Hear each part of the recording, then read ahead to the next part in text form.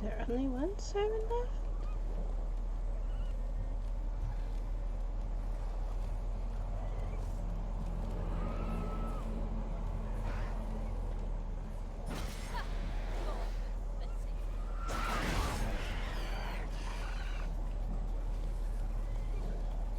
Let us hope.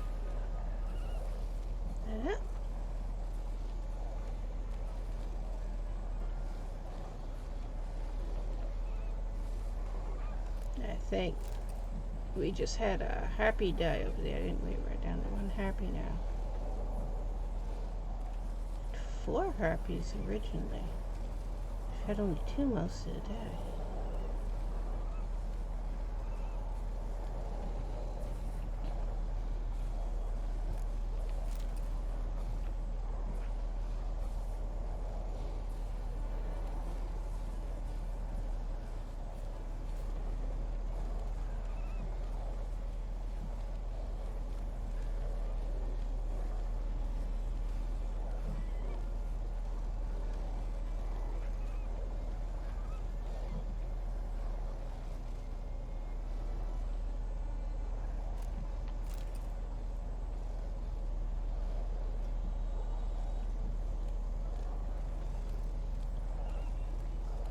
Yep, we got dead harpy there.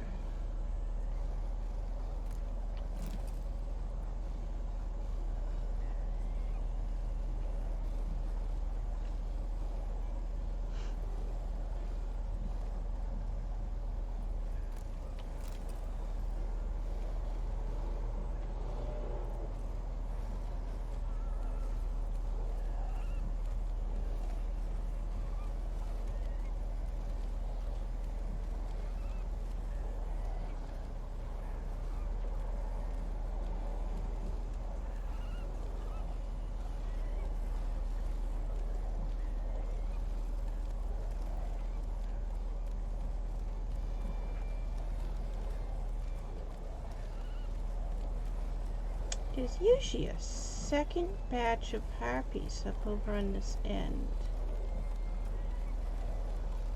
And I don't see them.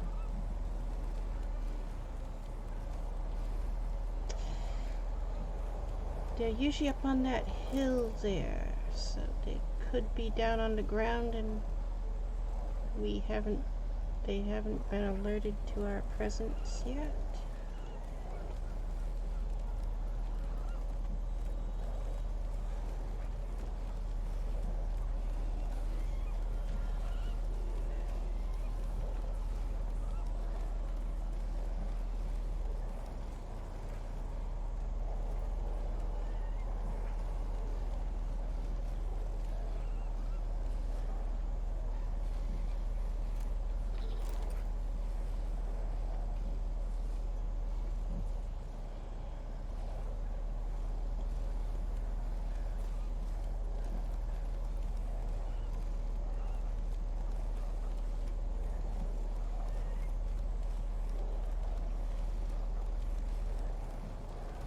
We've got quite a ways to go, because we are all the way on the opposite side of the map.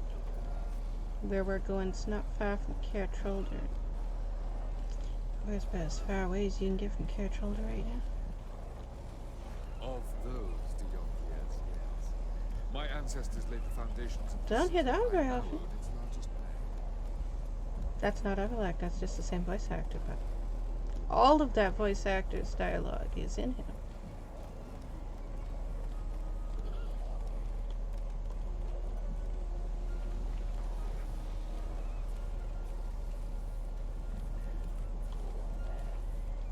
That's why you sometimes hear Avallac'h say something that is not Avallac'h, but definitely his voice.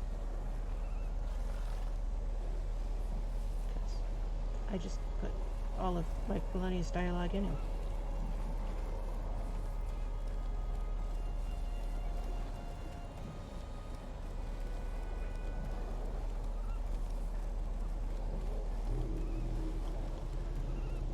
This one's what? I jumped off Crossway. This one's one of the ones that's not lootable, right? Yeah, that's never lootable. Which one did we try to loot that didn't loot? It was that one, right?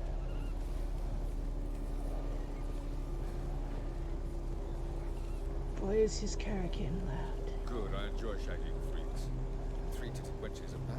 Also not Avallac'h, but Avallac'h's voice actor. Rascal? Why? What are you doing?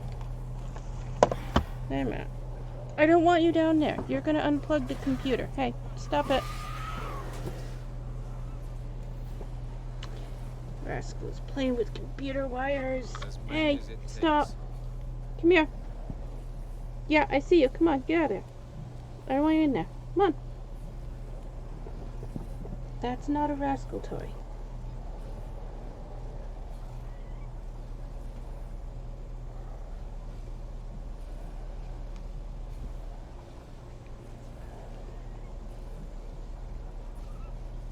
Okay.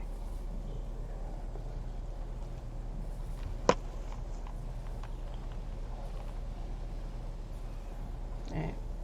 You're just getting into stuff today. Why don't you go up here? Look, you like going up here. You gonna sing? Do you wanna go up here? Look. That's one of your favorite spots. Yeah. No?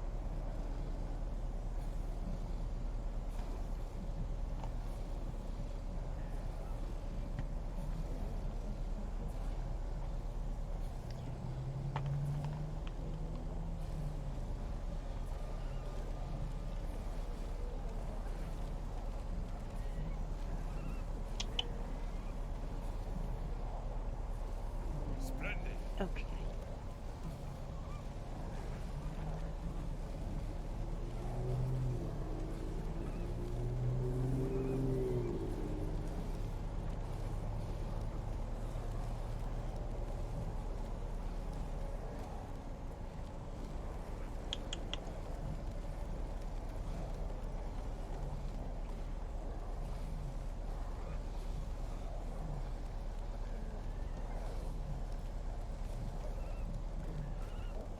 We can go through here as long as we just avoid Yennefer. She's up there waiting for us.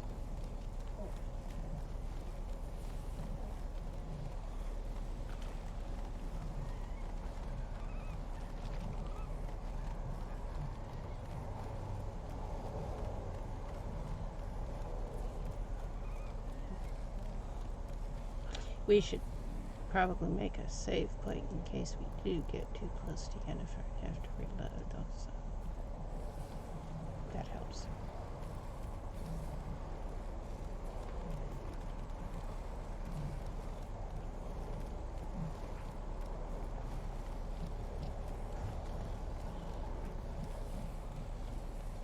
I think none of the logs in here are lootable, right?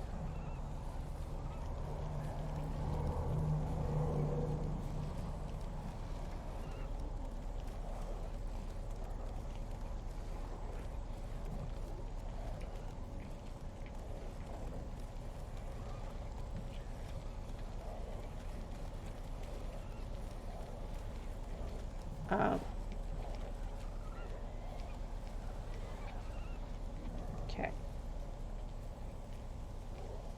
Yes, I know. Rascal's helping.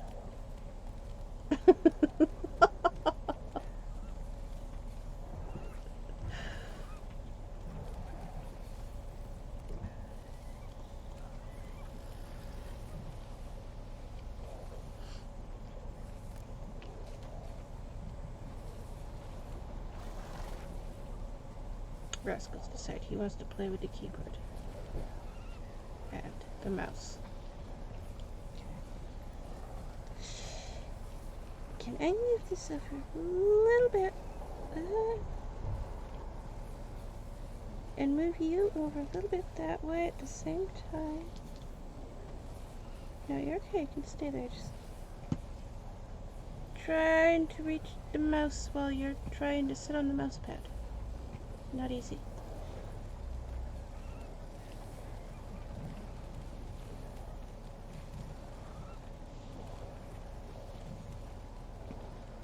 I've got big mouse pads, one of those giant ones that you put on your lap. It's like 12 inches square. And Rascal has decided it's a cat bed. So he's sitting on it right now. Okay, we're getting down? Alright. He's gone off to do whatever it is he's gone off to do.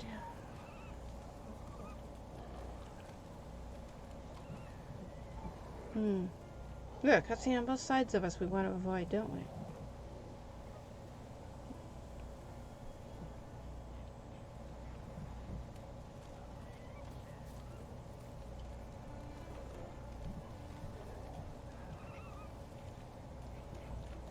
When I pass between worlds, I create a kind of shockwave.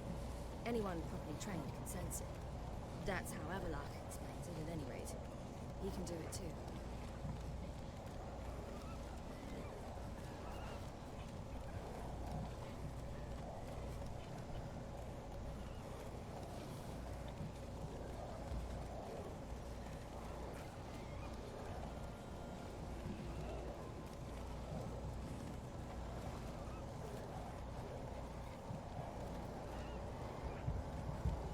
We've had no monster attacks in a while. Just those sirens back there, which that's because we went there where they were. But we've had no random encounters attacks.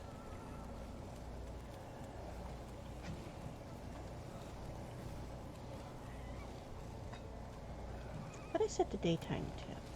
I know we changed the daytime.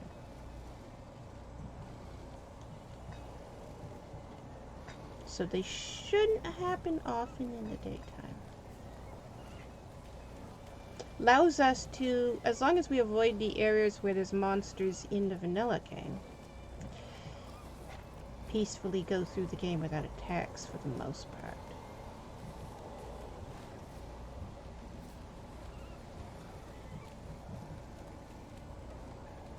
At least during the daytime.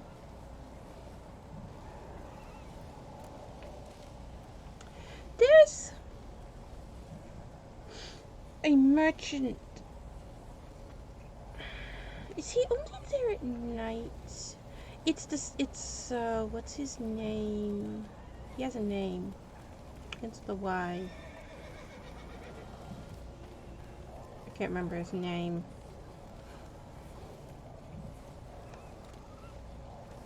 All I can think of is Yonda, whatever her name is. That's the armorer. There's loot laying over there.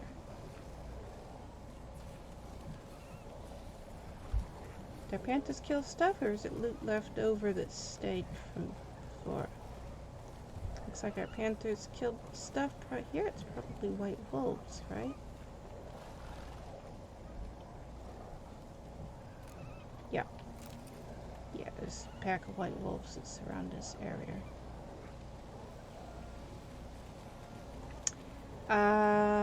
That means we're quite close to Yennefer, aren't we? Because Yennefer's right there, right? Because the wolves weren't far away from Yennefer. It's one of the first things you meet when you start going with her.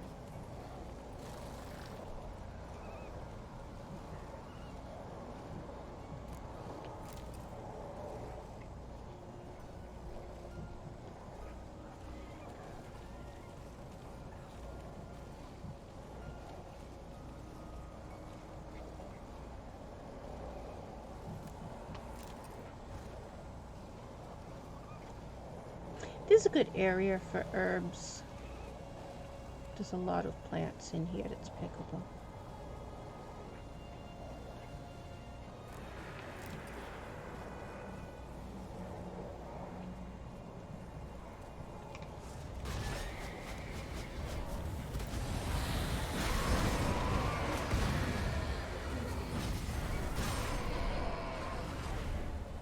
There goes Gals.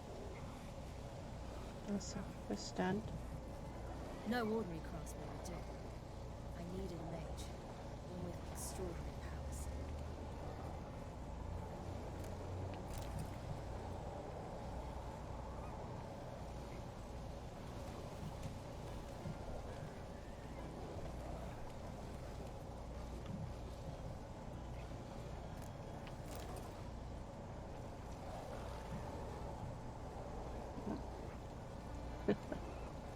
Gels didn't survive flying.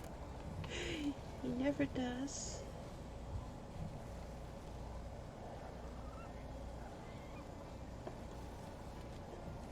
That was random encounters because wraiths don't normally attack here. This isn't a wraith spot.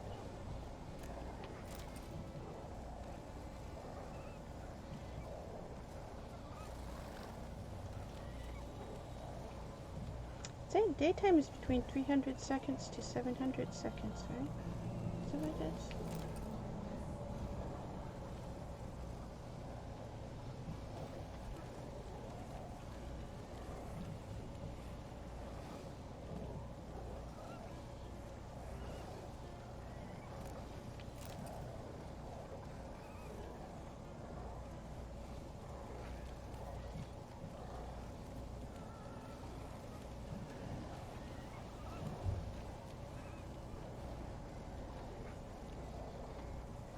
I wonder, how long would it take us to reach 1 billion crowns? And will the game count that high?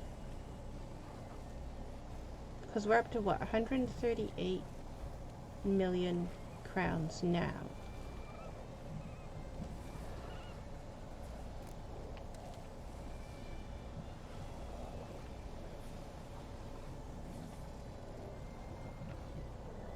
Part of the reason we don't pass up any of these flowers or loot, because we have a goal to see how high the money counter will go in the game. Siri.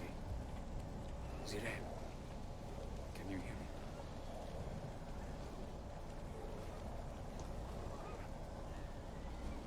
Of course, we were already picking all the herbs and not leaving any loot behind before we had that goal, so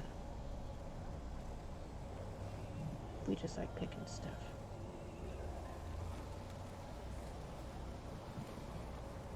It was a side effect of picking all the herbs and not passing up any loot that we realized how much money we were collecting to come to the conclusion, how much money can we collect?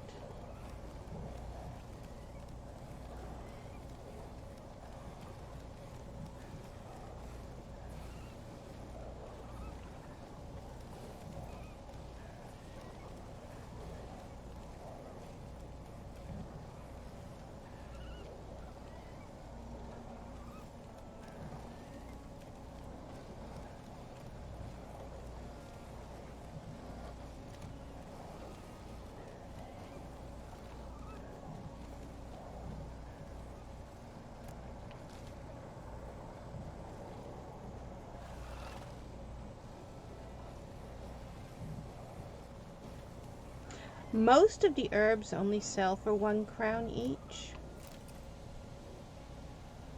but you can pick so many of them, it adds up so fast.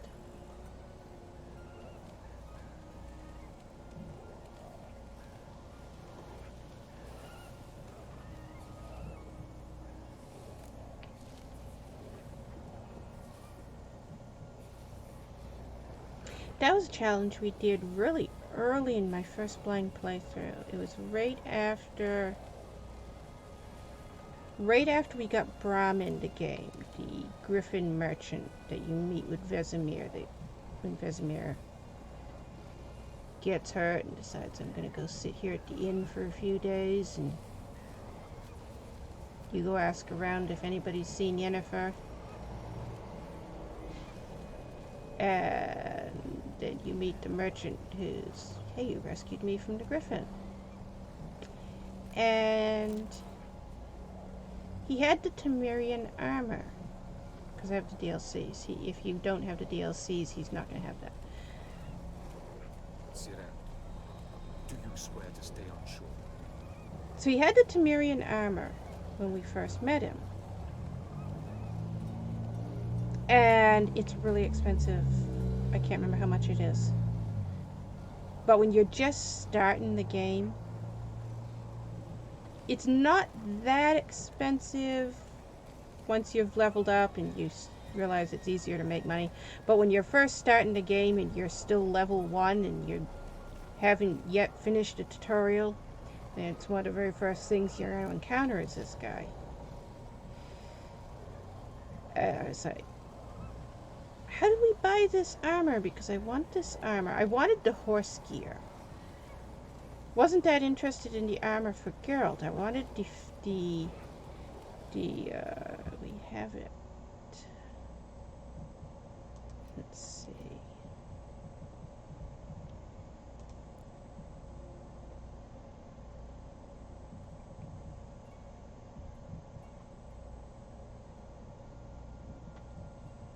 Is it one of the ones we lost in the save file crash? Oh, it's one of the ones we lost in the save file crash, it looks like. So we don't have it anymore. Okay. Well, we know where to get it. Brom has it. We can go buy it from him. Yep. We lost it in the save file crash. So we don't have it anymore. Do we have any of them? We have the Temerian saddlebags. It's the saddle anyways that I wanted. That's their canyon. So we lost the blinders too. Okay. That's easy to get back. Let's move these over here also.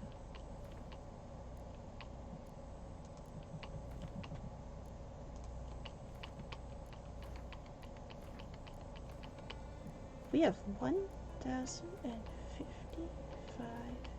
fish. That is a lot of fish. Okay. How many buckthorn did we end up with? 3,675. Okay. It's going to take forever to move everything to get the weight back down, so we're just going to continue on overburdened. But anyways, wanted to get the armor for the horse, and nowhere's near enough money to get it, and no way to make the money. And it was my first blind playthrough, so I'm still trying to figure out how to make money. And at that point, hadn't yet met the blacksmiths, so there was no blacksmiths in the game yet. And I didn't know I was going to meet blacksmiths. Didn't know that was a thing yet. So Bram was the first merchant we met. He was the only merchant at that point. He was the only merchant, hadn't yet met anybody else. And I ended up, there's a field right near where he is. Right after you cross the river, and then you cross the river a second time because it swings back around and loops around again. That section right between crossing the river twice, it goes off into a field. There's all kinds of flowers over there. And I came to the conclusion, I wonder, can we pick enough flowers to sell and buy that saddle? And so that's what I did. But then I did it, can we pick enough white myrtle? Not flowers in general, just white myrtle. We spent like 3 or 4 streams doing nothing but picking white myrtle and white orchid.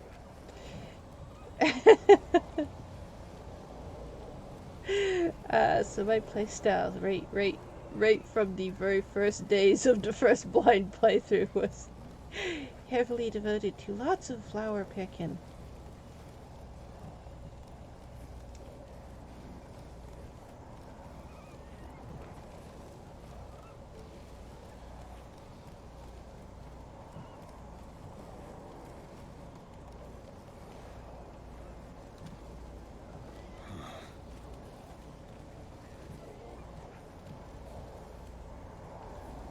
Partially a side effect of so many years of Don't Starve and so many years of Witcher 1.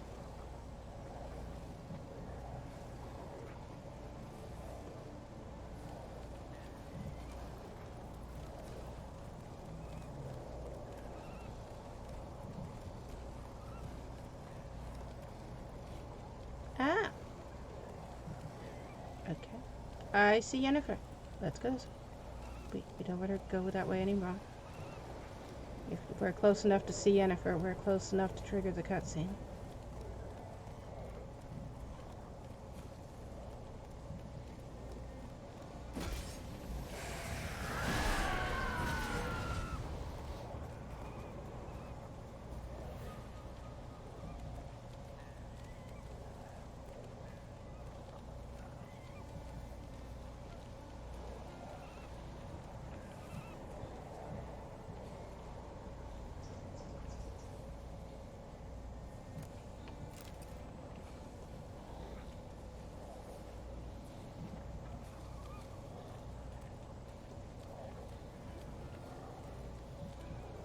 That's a quest that we can start, and the cutscenes end, so we're able to keep going.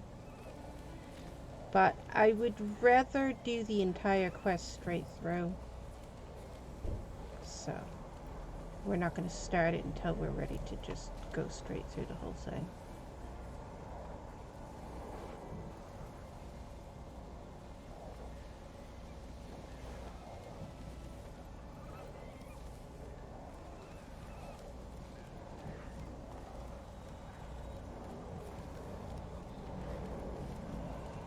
You're a golem? You're a golem.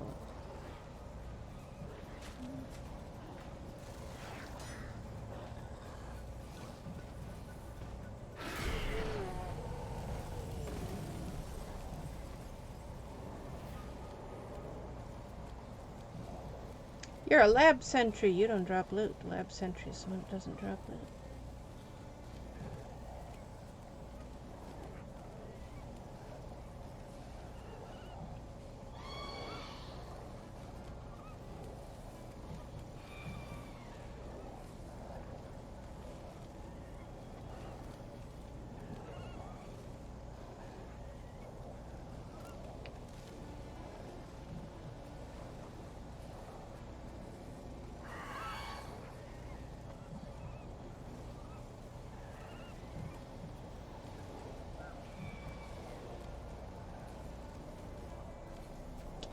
And now, this path goes really close to Yennefer. If something goes wrong, listen We want to stay off the path, go slightly that way, right? Because that path swings right around, it's going to take us right to Yennefer.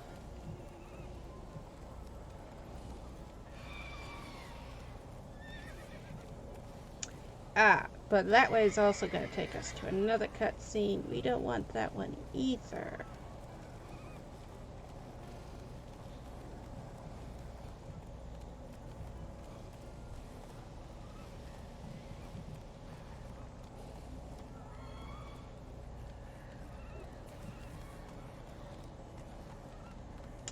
And is that the Cowfield farm? Is that where we are?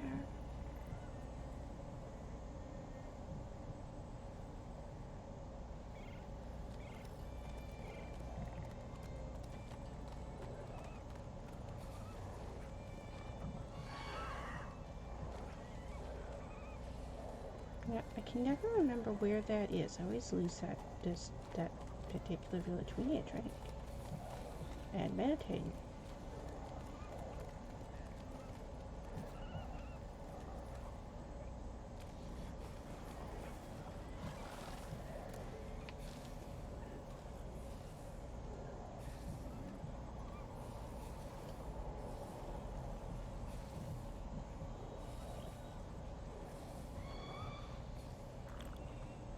That town has a merchant. It doesn't have a blacksmith, right? It's just a general shopkeeper.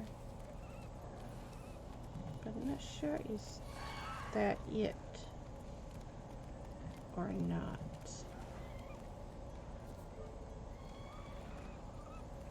I hear Endrika's. There's an Endrika nest over there somewhere. There should be 5 spiky Endrikas, 7 long-tailed Endrikas, and 1 poison Arachas. And a Lesha.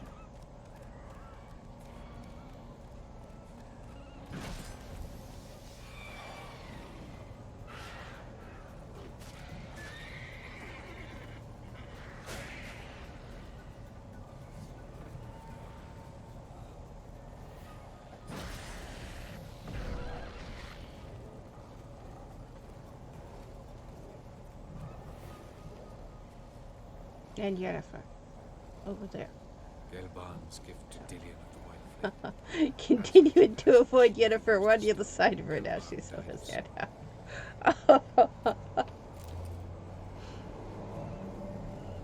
We're just gonna go all the way around Yennefer from every angle, I guess.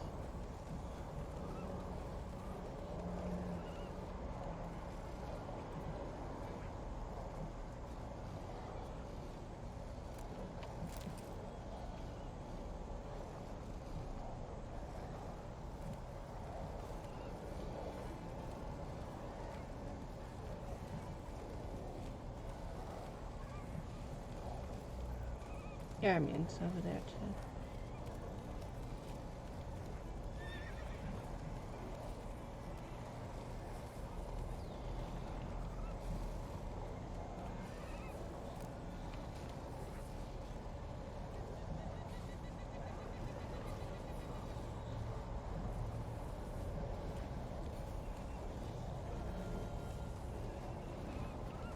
Every time we see or hear about anything about Ermion, it always reminds me of that Netflix review.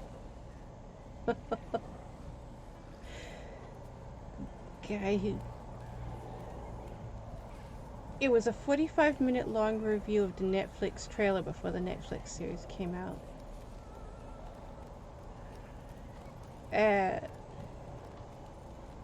He spent the first about 4 minutes going on about how he had read the novels, but he had never played the game, so he only knew the Witcher series from the novels, and he didn't know the game. And he made a really big deal about it. He went on for about 4 minutes about it, emphasizing over and over again, I only know the novels, I've never played the game. I only know the novels, I've never played the game. He made a really big point of it.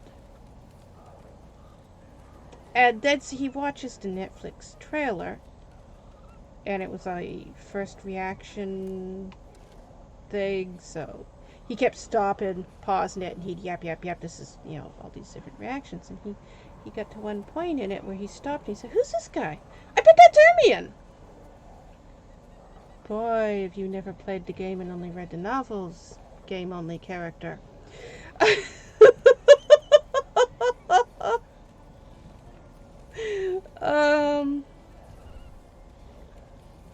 His name's Muzak in the novels.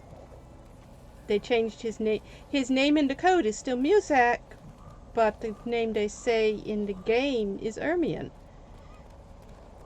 Ermion's a game-only name. He is Muzak in the novels. So if you know him as Ermion, you've played the game. You would know him as Muzak if you read the novels.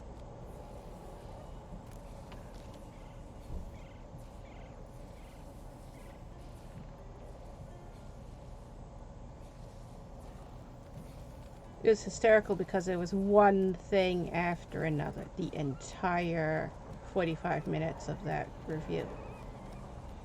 It was so clear he had never read the novels and had only played the game, in spite of saying exactly the opposite at the beginning.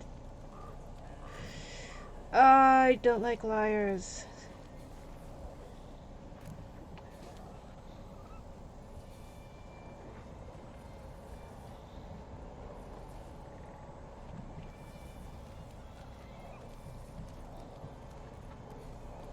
Gets to the desert scene. Huh, wonder why there's a desert here. I knew there wasn't a desert in the novels. I think there might have been a desert in the game. How many 50, 60, 70 times does Ciri get sucked through a portal and land in a desert?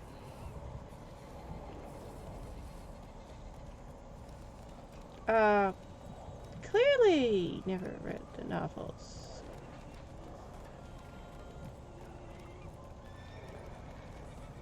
Half the novels takes place in a damn desert.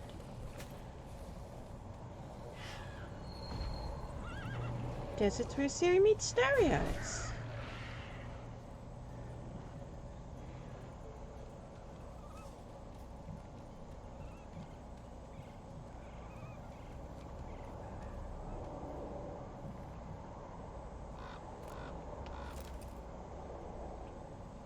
Are you dead or alive? Anyone home? There's an Endrica over there. I can't tell if it's alive and not moving, or is it dead and standing there funny. Also, where'd the other one go? I saw one over here die. There it is.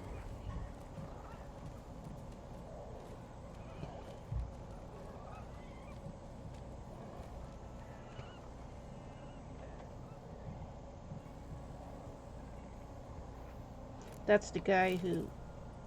Oh, what's his name? It isn't Crown. Why can't I remember that guy's name?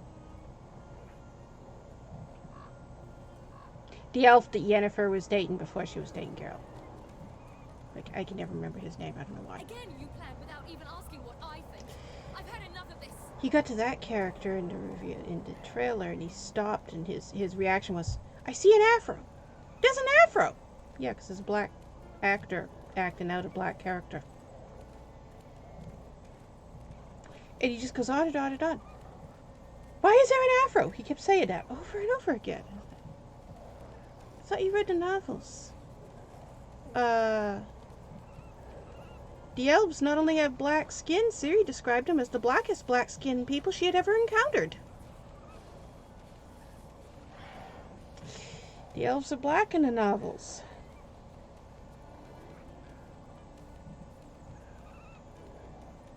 Then he saw the dryads and he called them elves. I was like, really?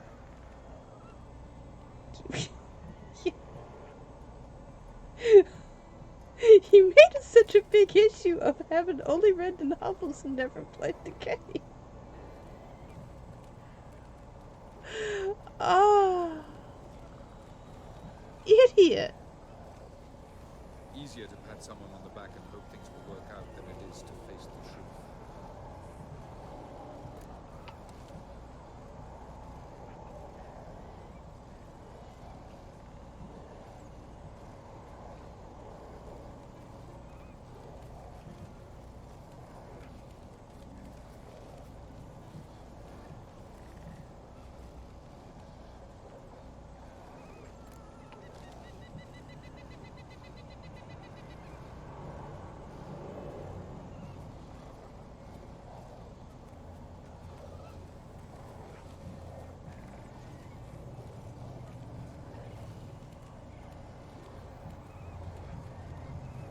Am I lit up there?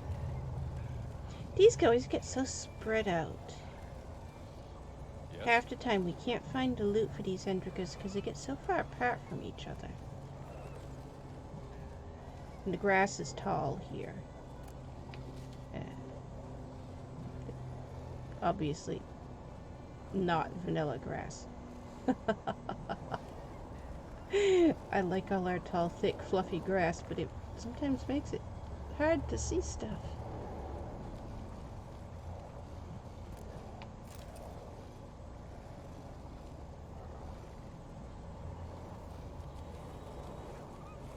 That the last of them?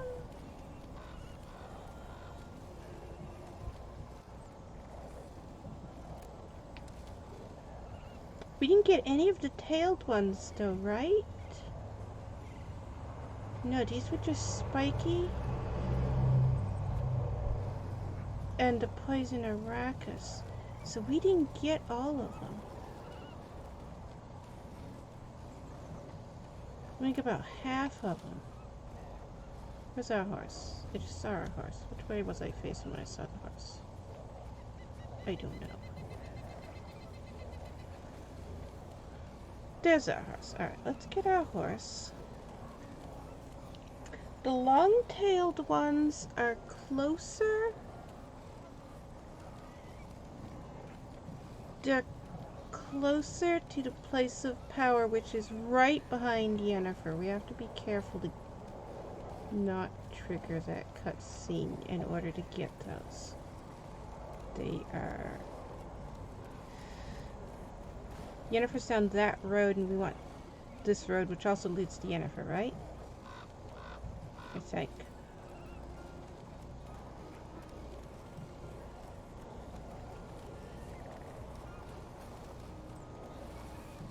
This is an area we frequently get lost in because we don't come here often enough and explore it often enough.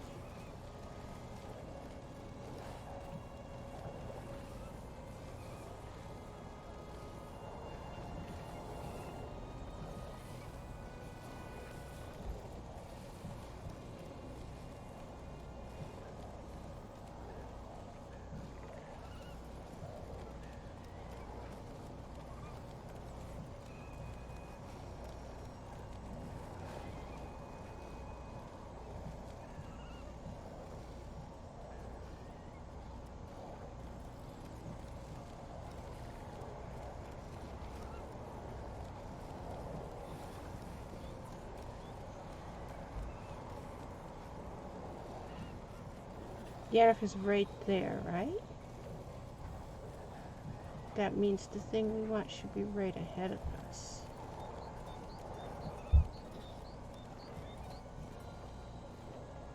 Yes, Yennefer is right there. Okay. Yeah, I knew we were getting really close to her.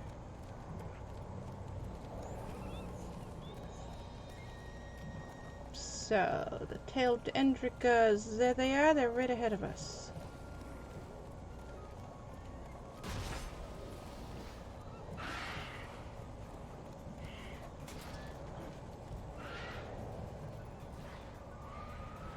There should be 7 of these guys. And they're quite spread out, too.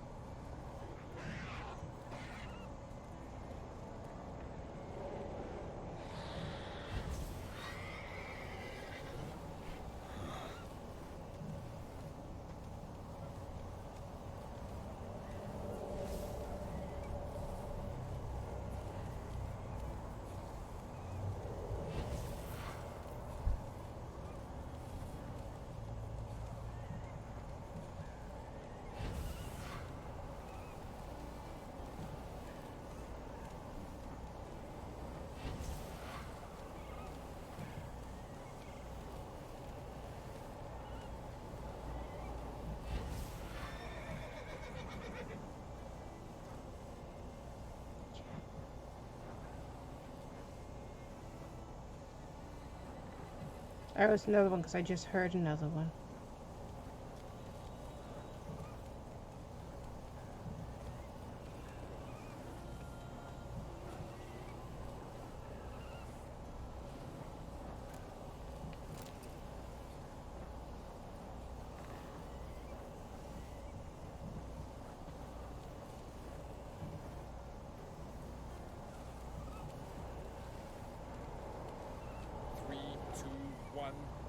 Very good. On time.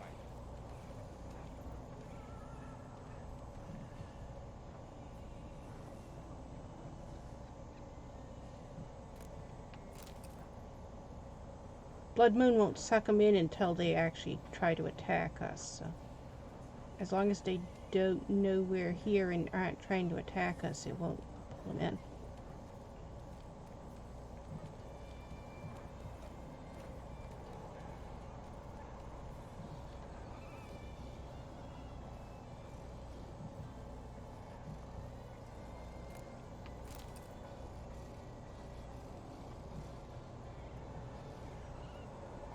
One way over there.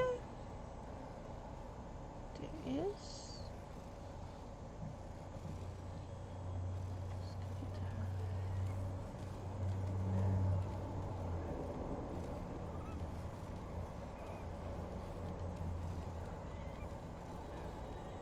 Two over here.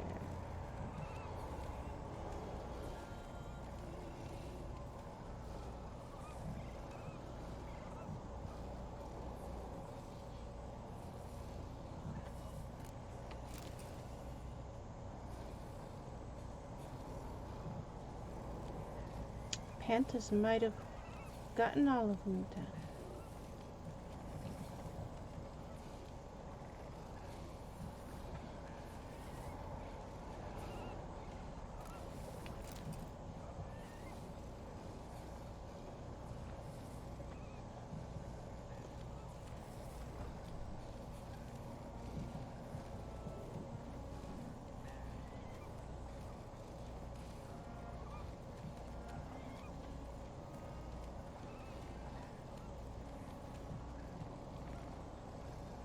Is this one? Nope. You are well done, Luke.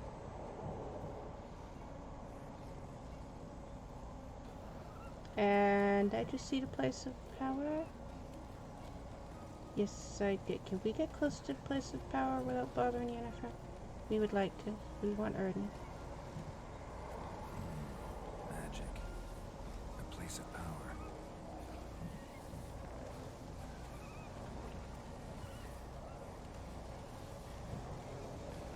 Tyrell recognized the strength of my argument.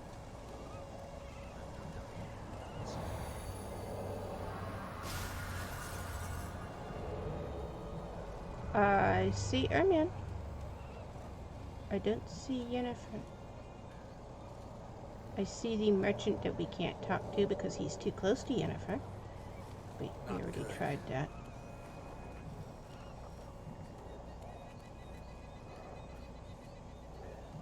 Yeah, we already tried talking to him and it wouldn't let us talk to him, it just automatically triggers the cutscene with Yennefer's.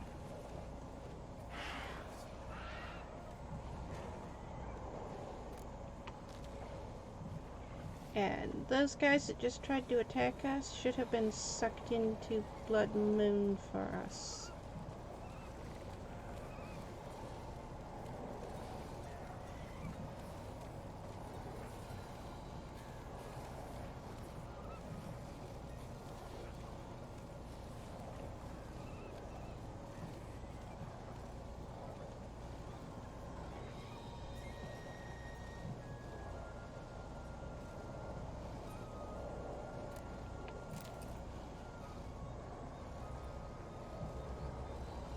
And we're looking for 3 more Endrigas.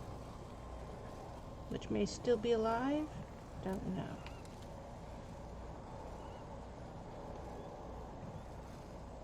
We found 4 of them. I don't know how many the Panthers killed. We killed 1. Panthers killed at least 3.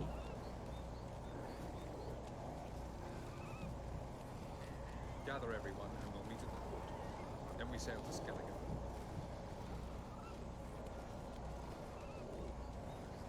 There's 7 of them here, so there should be at least 3 more. It can spawn in more than that, but 7's what it usually spawns in.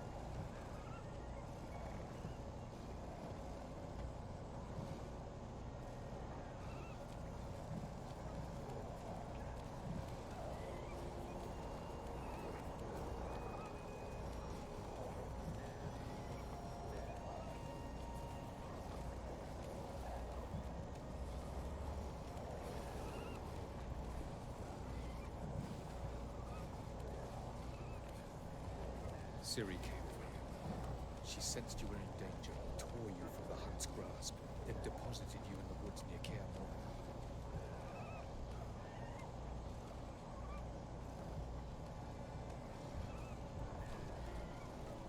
Boy, does that conflict the novels.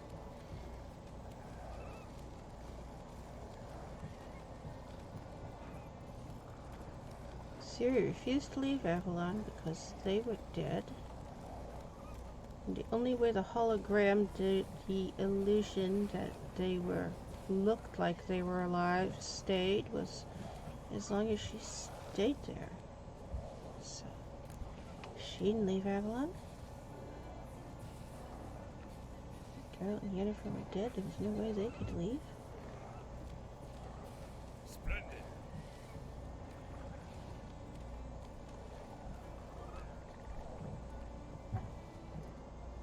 Avallac'h was spending eternity merely murdering people on Ciri's command because required their blood to keep the illusion going, to keep Geralt and Yennefer alive.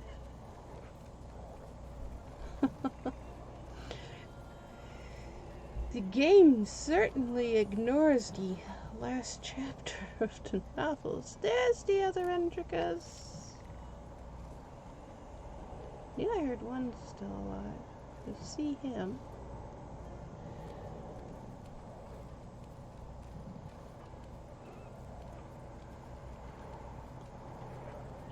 As I said, this stone was to reunite the paradise.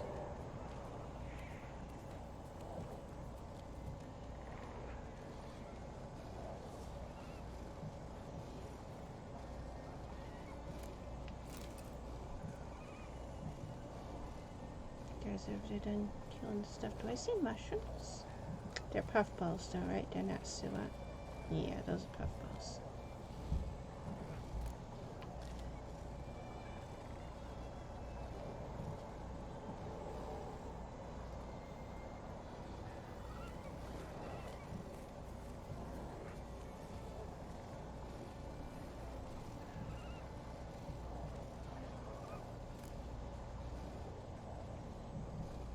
Could be Endrica loot, couldn't it?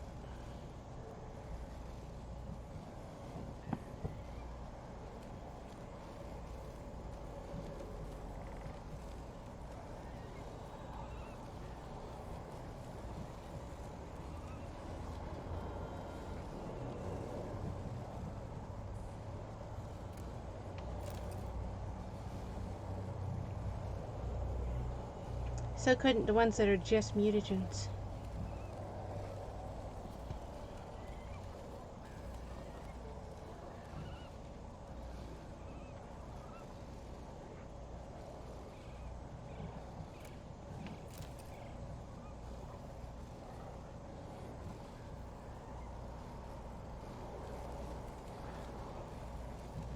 So if those two are mutagens and the two mutagen ones and the other one were also Endrica loot,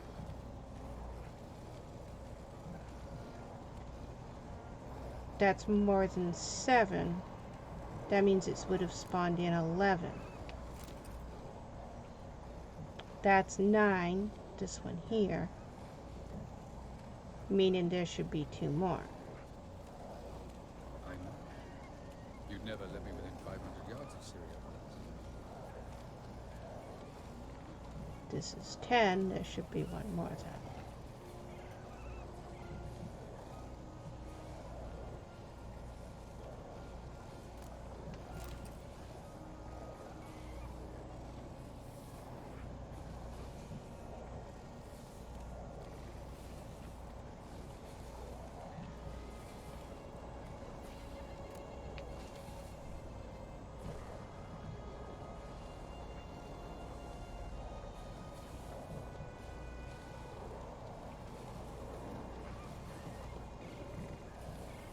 Usually spawns in 7 here, but it sometimes spawns in 11. And since we just looted 10, that means it spawned in 11. Shit.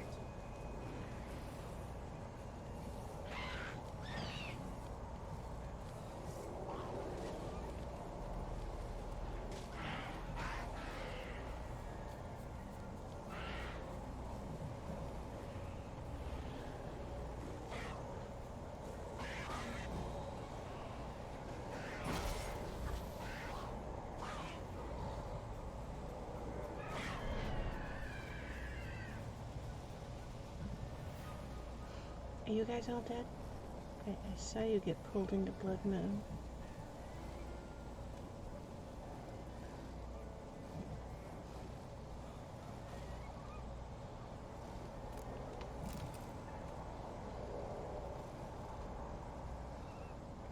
Hurry. I'd rather not loiter in the street any longer than necessary.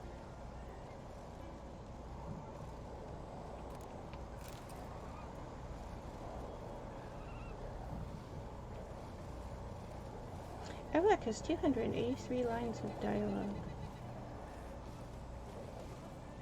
And all of them are in him. Plus, Mike Maloney does around 30 other characters. All of that dialogue is in him as well. And we rarely hear him do more than the same few over and over again. It randomly just goes through the dialogue. Same with Siri. Siri doesn't have all of hers in her though. It wouldn't load the game. It just crashes the game if we try to load all of her dialogue in her. So basically, Yeah, that. Thanks, but no thanks. But for some reason today it's going through more of the dialogue than it usually does. And in the quests, the dialogue isn't actually in the characters, it is in the quests themselves. So when the character moves over a certain point, then they talk.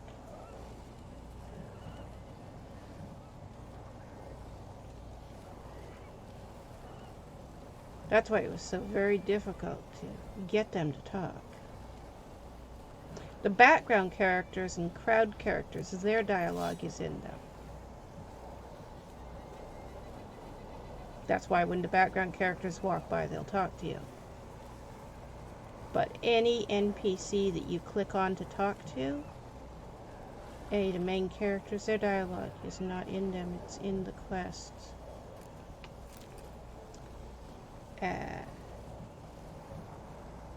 Siri has over 700 lines of dialogue.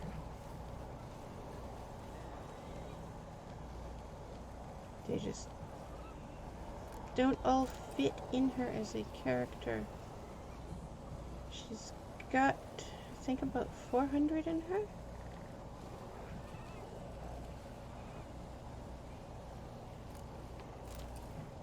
When I tried to put more in her, originally I tried to put all of her dialogue in her so she would go through all of her dialogue. And it comes up when you load the script, it comes up with a script error. It says it can't load past a certain point because it's too long.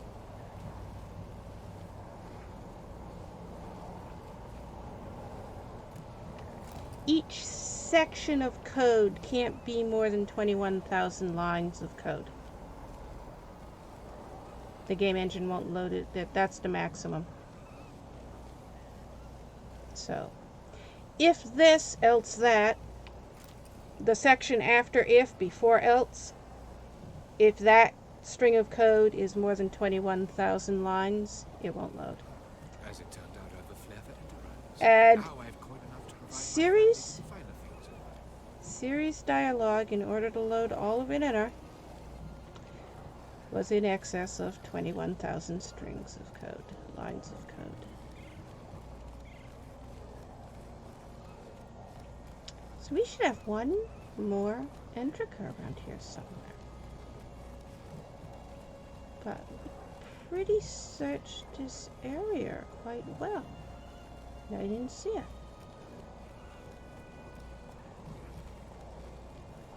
I had to leave loot behind.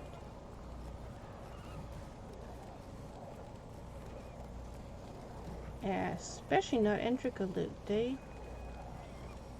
They drop good loot that we can sell for quite a lot. We would like to not miss that.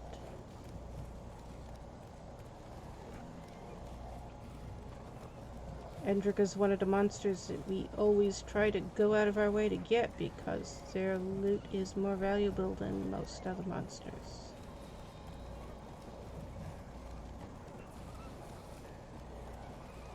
Wait, mushrooms? Mushrooms. Are you Sua?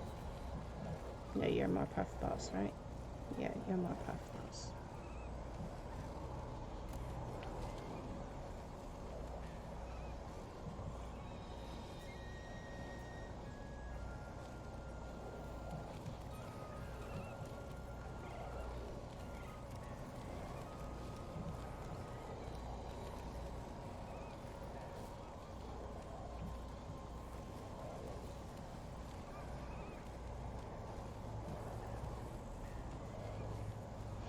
It's possible that those three were not Endricas.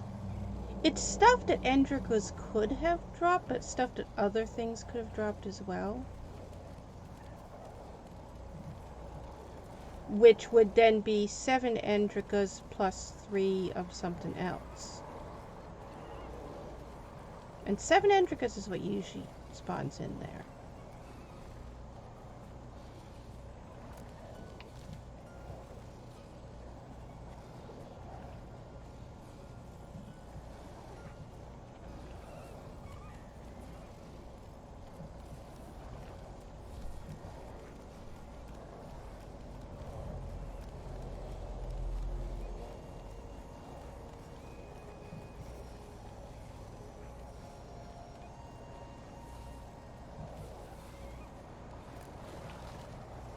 As I see no sign of one more Endricker, and wow, are you tired and thirsty and hungry. Wait a minute. Get a drink.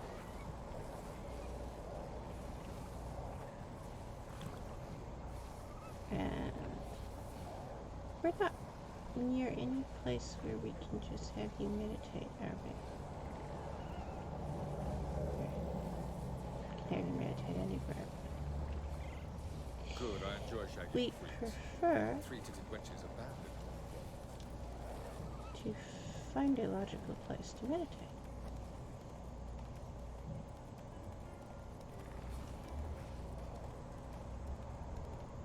Like this place. There we go. Logical place to meditate. A monolith.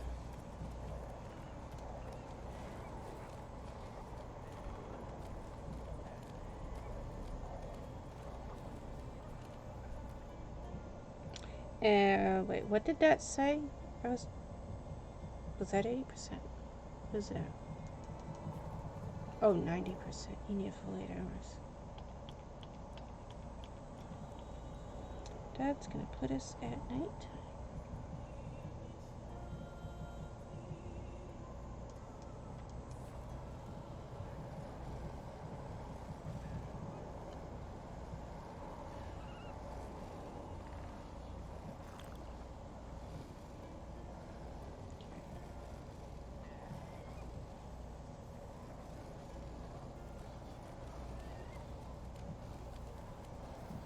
Also, I saw a box.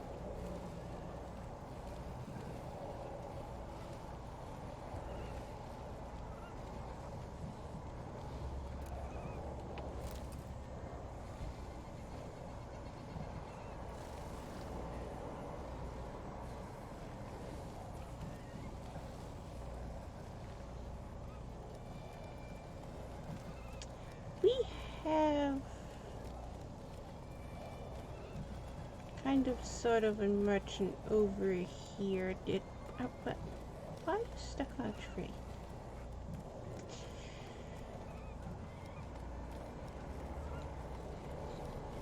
Grimmist isn't available yet. And are we going the wrong way for Grimmist anyways or not? What way are we going? I see loot here. Fresh loot. The bodies are still here. Guess our panthers were busy.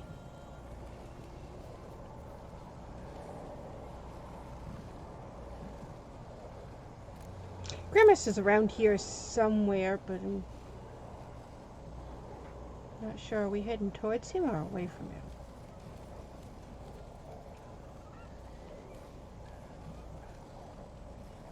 Kind of got turned around there.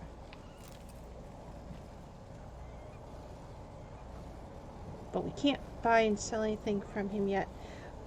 But the other merchant is sometimes there. The merchant that is also down by Yennefer, he moves locations. Sometimes he's down there where Yennefer is, and sometimes he's up where Grimmist is. He goes back and forth between the two locations. And we're heading towards Grimmist, right?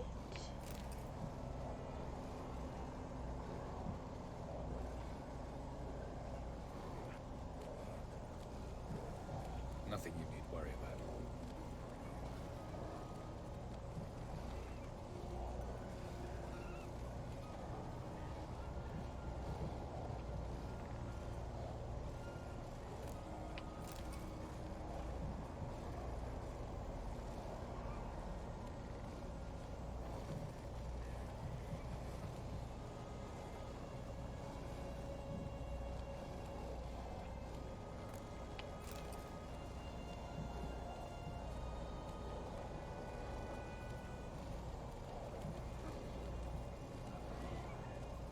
So how does it get turned around and confused when we go through here?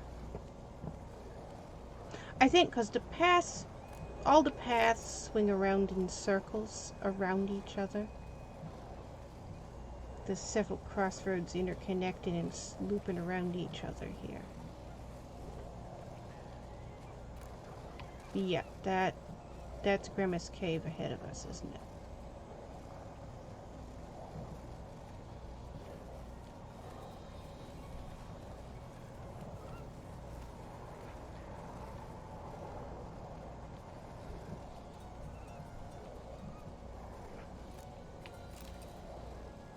And we're getting farther away from our horse. We need to bring our horse with us.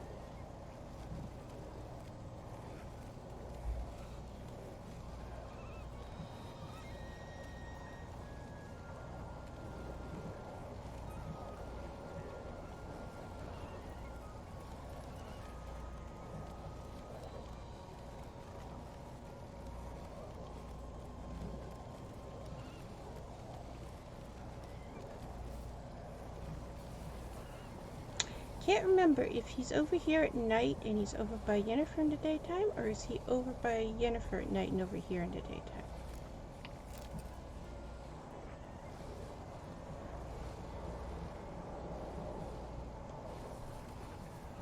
We don't come this way often enough for me to remember. This is an area we don't come into much.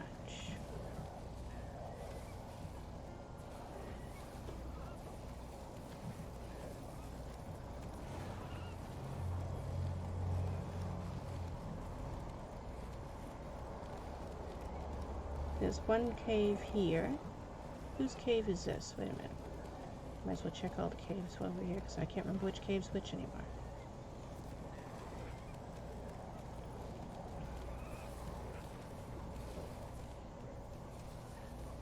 In the novels, this is where Avallac'h lives. Why is he not here in the game?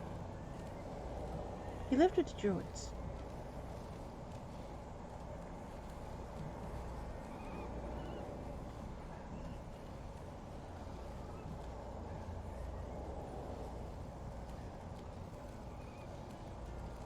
He lived with the druids specifically because he was the ancient unseen elder god, and they set up camp around him.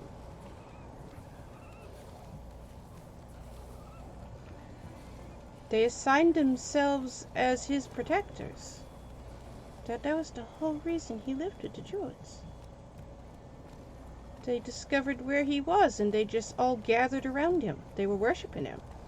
Why are they worshiping Freya in the game? They weren't worshiping Freya.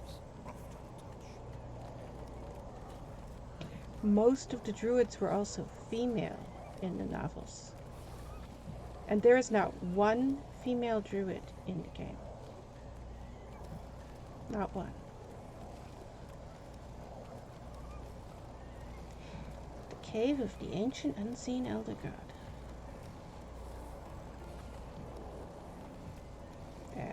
When Geralt gets there, he's told by the druids he's gone in to meet a giant serpent.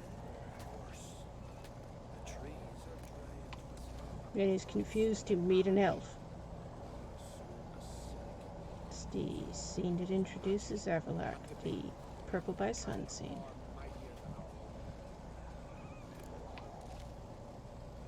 It's also the scene where Geralt finds the Lucian door. Marvels over the fact that the walls are made out of metal like his sword, and the lack of gravity in Avallac'h walking on the roof, because, hey, there's no gravity in here.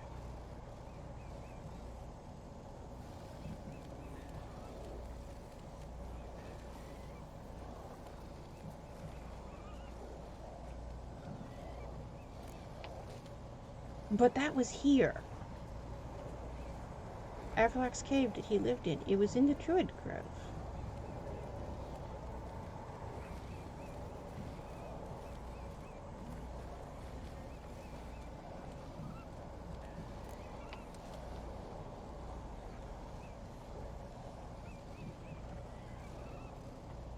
It was also the highest concentration of monsters that Geralt had ever seen. Supposed to. Hundreds of them here, hundreds of them there, thousands of them here, thousands of them there. It's pointed out many, many, many times throughout the novels that monsters are really rare. You could go decades between seeing one. So Geralt is stunned when he sees this area and he starts trying to count and he can't because there's thousands of them. A mass horde. Avallac'h was a beast lord. He was the protector of the monsters. Which is why, that whole scene is why we have monsters traveling with us. That is what we were told in the novels. He had a massive horde of monsters that stayed with him because he protected them. He called himself a fauna rights activist.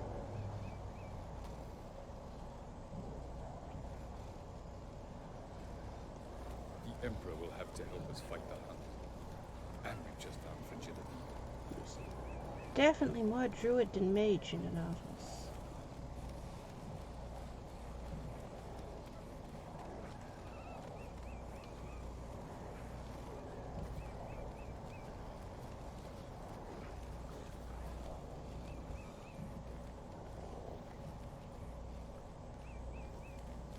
Need to get some action. It's you here, isn't it? A witcher.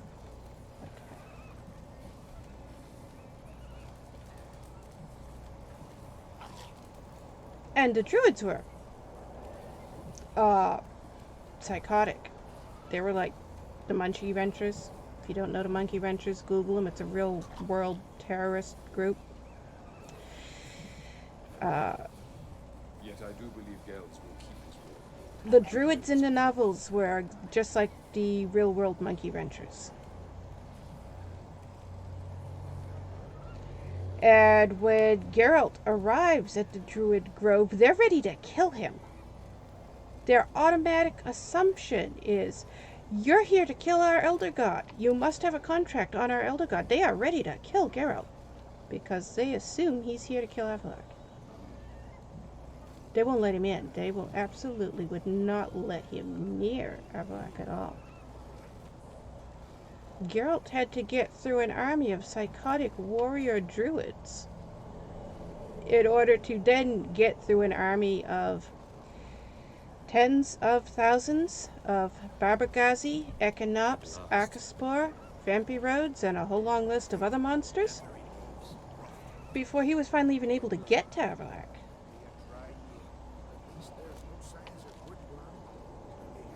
The whole time, Geralt is marveling and amazed. He's never seen this many monsters in one place before.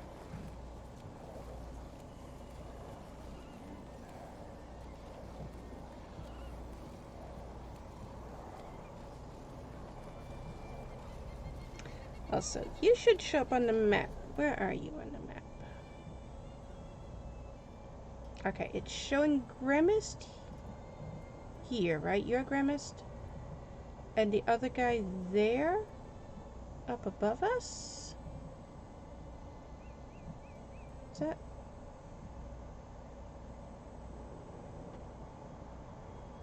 Which one's which? Wait a minute. Turn around. Grimmist is that way. Okay. Okay, that one's Grimmist. That's right, Grimmist has a pond. And the other one's up there more.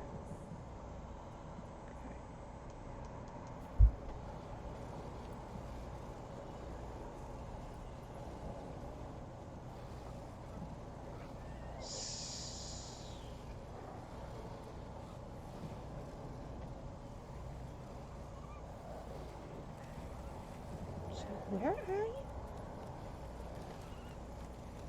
I know there's another merchant here besides Grimmist. Is it you?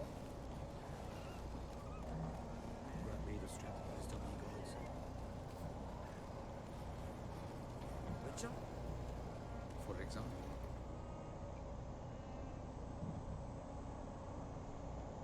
One such passage will open soon near where we are, fortuitously enough. Between this noble edifice and the butcher's yard. Is it this guy here?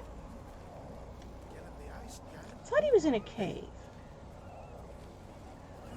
No, not you. It is showing it is you, though.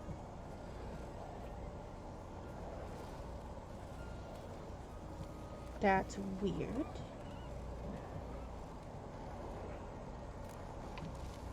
There's another guy right there. Is there another cave that we're standing on top of? I think there's another cave up here. Can't remember. Ain't there 5 caves here? Okay, it's not you.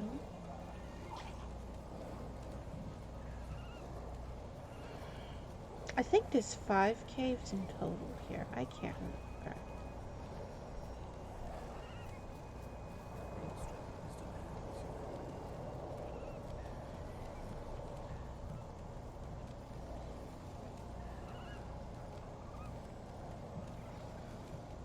Pleased with yourself, murderer? This is the cave we were just in because they're here. Which brings me back to what I originally thought. I thought it was this guy.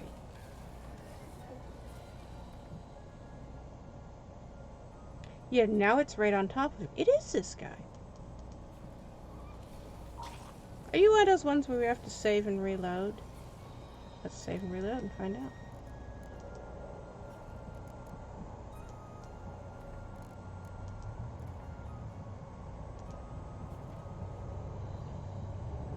Or do we require doing a quest that we haven't done yet? I thought we'd already talked to him in this playthrough, though.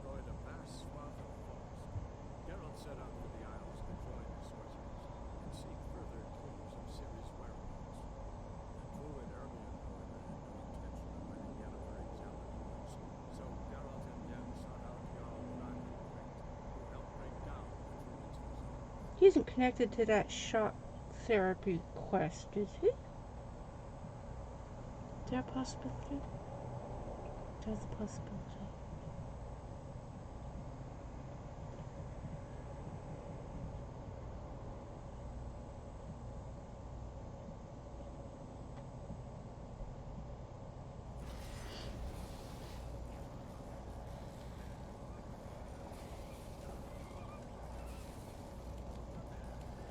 And you know I shan't let you refuse. We cannot click on you. It just absolutely won't let us click on him. Siri. Not Siri. Siri. Can you hear me? Where are my clothes? Hug Siri. Come. Don't just stand there. I want a hug.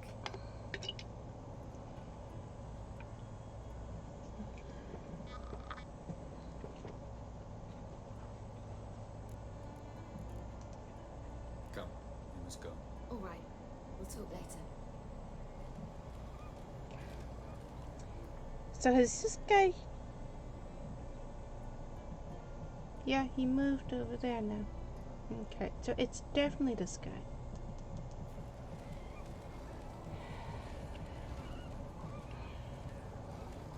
But for some reason, we just can't click on him.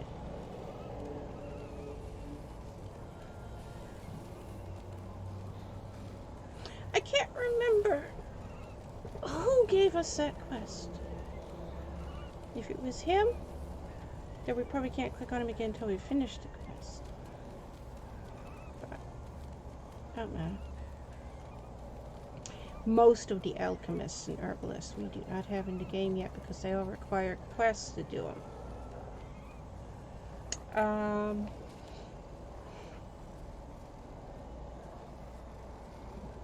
Don't we have some of the stuff to give Grimmist already? Wait a minute. Can we give him... Can we give him one item at a time, or does he only accept all of them at once? I can't remember. We'll find out while we're here.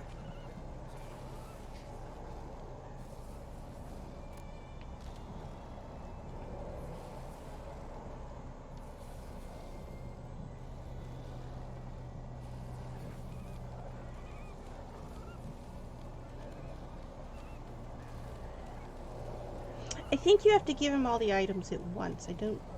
It seems like I remember him not accepting them one at a time.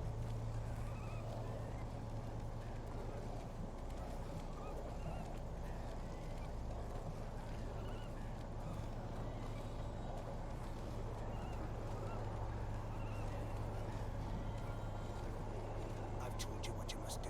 Why do you still bother me? Okay, yeah, we can't give them to him now. Very well then. That's what I thought. Okay.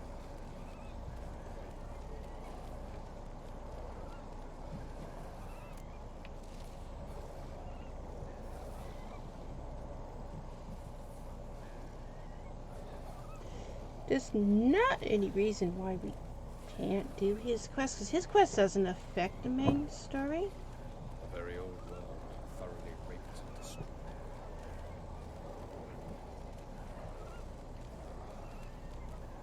And, yeah. We certainly don't need more of his card. The whole reason to do that quest is he gives you a Gwent card, but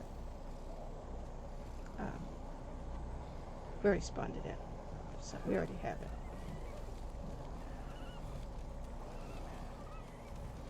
A lot. How many did we spawn in? Like 30? I don't know. Do you believe humanoids have a monopoly on destroying worlds? We have a wild Gwent deck when we play Gwent. Also, I rewrote what all the cards do in Gwent, so... Never go by what you see happening in my Gwent game for how to play Gwent.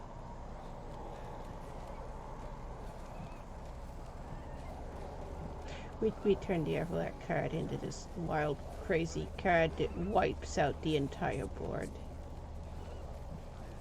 Takes all the cards from the other player, destroys them all, puts them all in your side.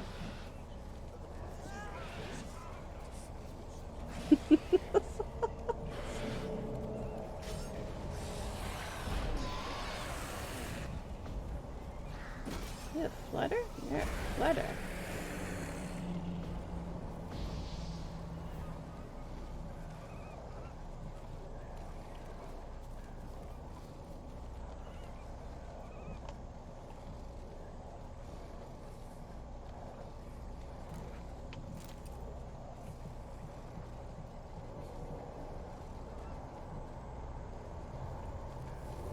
Jirel recognized the strength of my argument. I have no doubt you will do the same.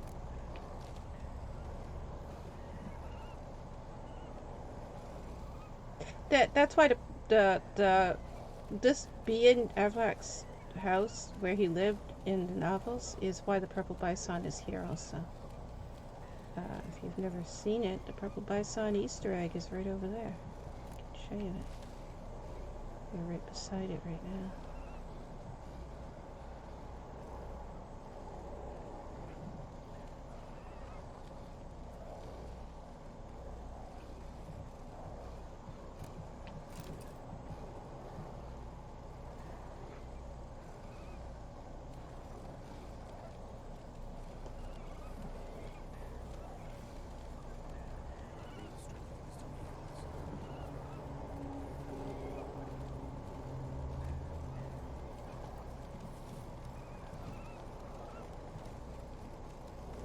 Don't you think I'll fall at your feet just because you killed a giant? Yes, more looting nest. Look at that in a minute.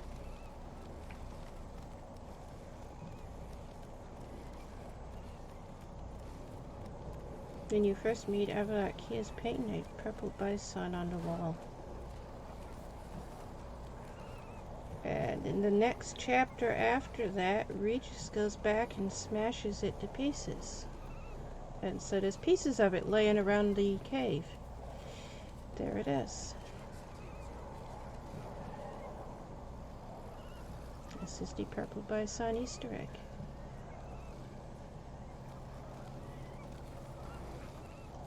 The reason it's here is because this is the cave in the novels.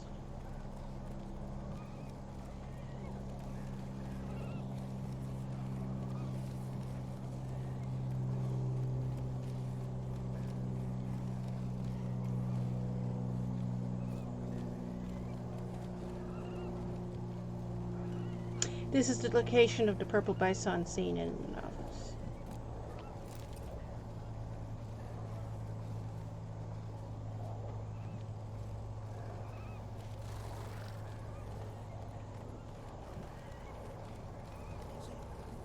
And oh, I'm glad we noticed that before we had a major, huge problem. When did you do that?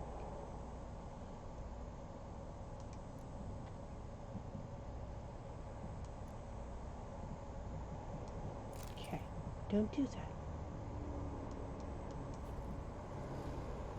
The last thing we want is to have Blood Moon active and that happen.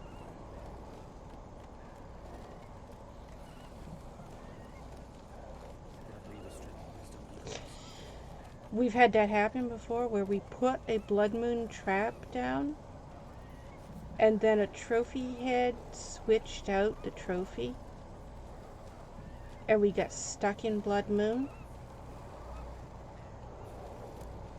Because while you're carrying the Blood Moon trophy, it acts as a spell that you have cast. As soon as the Blood Moon trophy is no longer being on your horse, something else has replaced it. Help me. The trap stays on the ground, but it's no longer your spell. It reverts back to being Dettlar's spell. You get sucked into it, and you can't get out of it. We've already done that before. We don't want to do that again.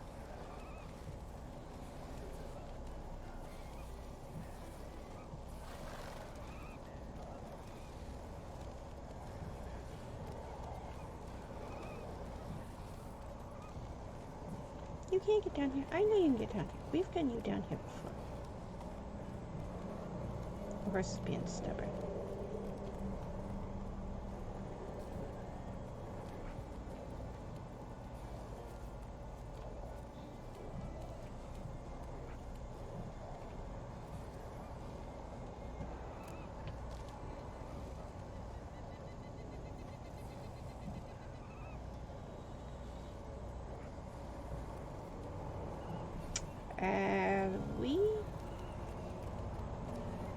We are heading in a specific direction. Are we still going where we want to be going?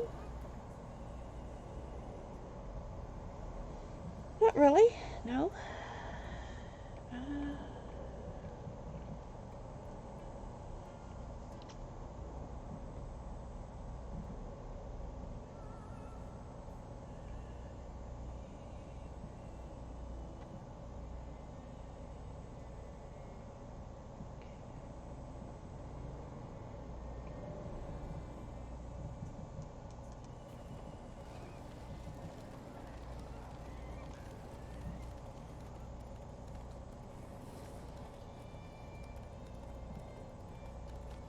We're in that section of forest where we always get lost.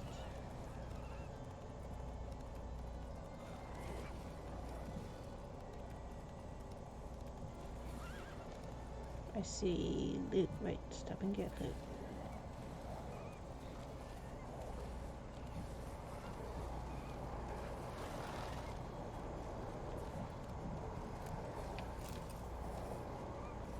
I see more loot over there.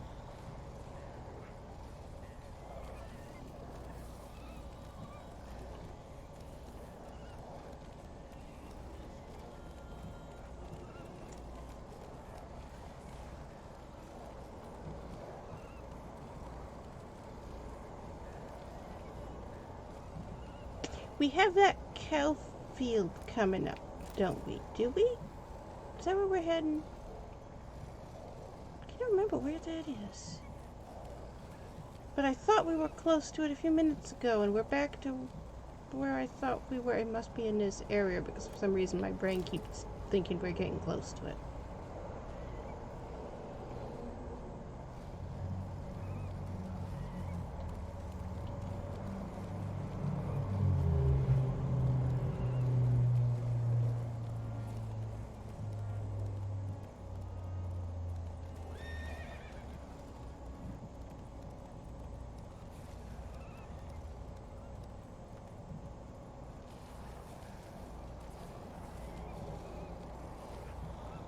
Yeah.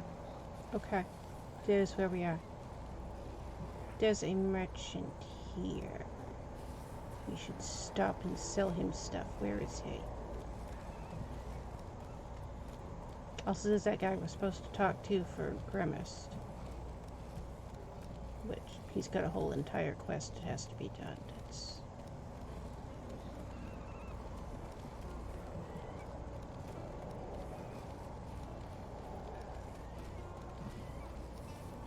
Pig farm. The merchant's near the pig farm.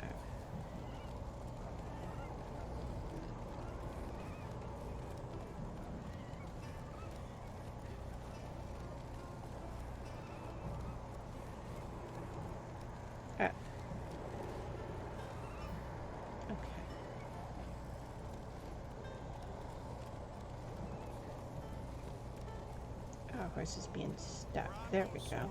But I prefer my trusty axe.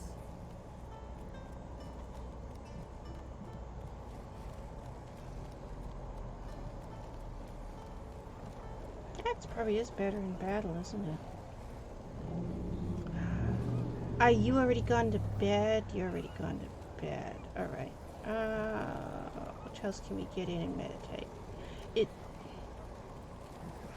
This isn't an inn, is it? Wait a minute.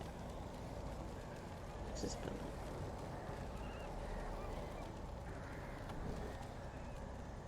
No, you're just a general house, right? Yes?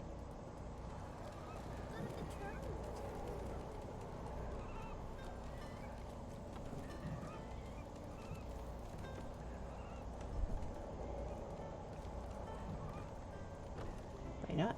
Let's meditate here. It's only 8, but he's already gone, so he must be one of the ones that goes at 5. Some of them... Help us both. And our horse is in with the pigs. Okay.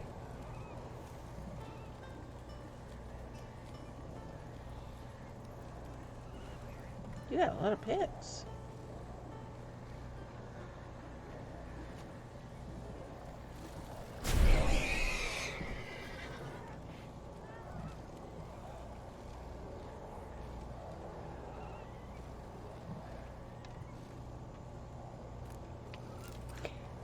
Pigs drop good enough loot. And this many pigs, we should be looting them.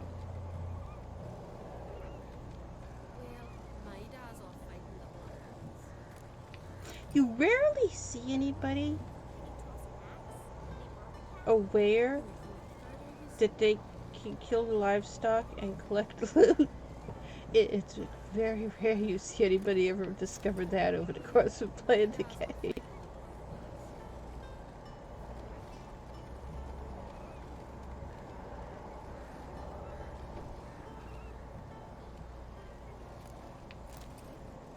Usually people who do, they'll be like, I'm out of food. I don't have any money. And then they'll notice there's chickens or geese or pigs or something near where they are. And they'll be like, can I get food off of you? And then they find out, they don't try to kill one, they find out they can.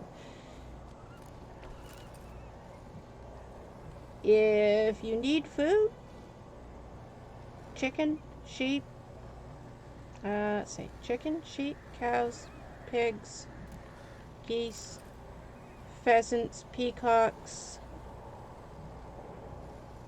dogs, wild dogs, wolves, rabbits, and deer.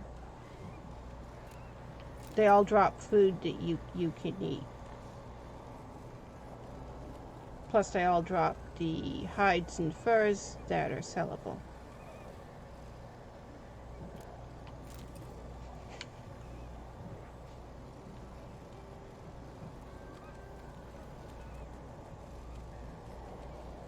If you get into the habit of just killing and looting all of them, like we've gotten into the habit of doing, you can end up making quite a lot of money from it as well.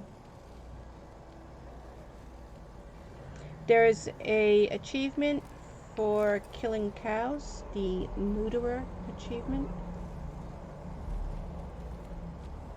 And after you've triggered that achievement, kill the same amount of cows again, then it triggers the Bovine Defense Force, which is a Zelda Easter egg.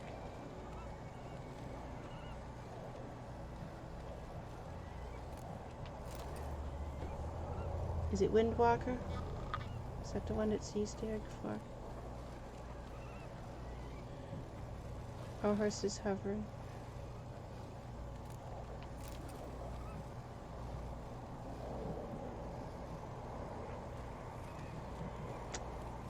Why is our horse hovering? Can we mount our horse while it's hovering like that? Yes, we can. Alright.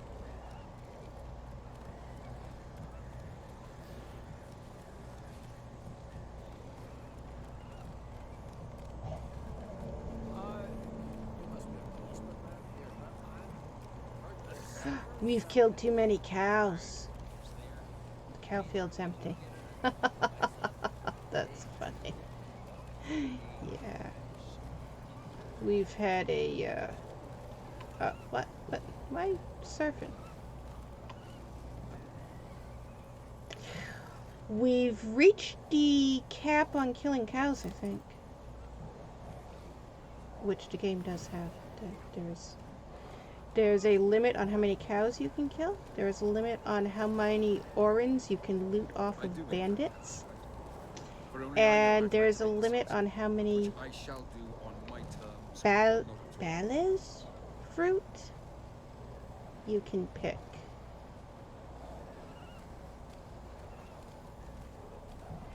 I found the code for it. I didn't realize there was a limit on all of those things, but yeah.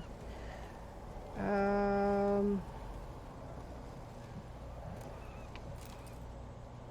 think it stops respawning Avallac'h fruit after 3,000. And it stops spawning cows after 5,000. Have we killed 5,000 cows? We might have. And it stops spawning orens after you've looted 10,000 of them off of bandits.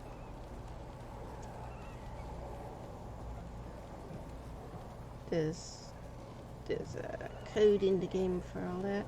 There's a cooldown code also for if you kill too many cows at once. They'll stop respawning for quite a while, but then they'll start spawning in again.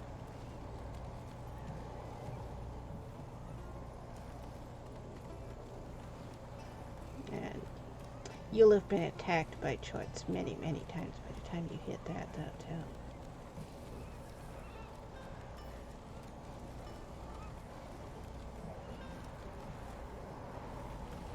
Damn it. I see a wild hunt attack.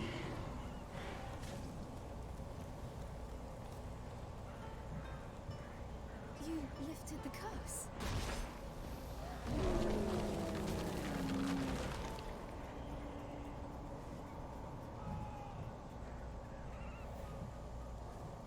Actually, we can vaporize things. A skill we were told he had, the ability to vaporize things. So, I spent quite a long time altering signs. That art that we're doing that just explodes everything all around him, that's a mod I made. I spent quite a long time working on the signs before we finally got it to do it.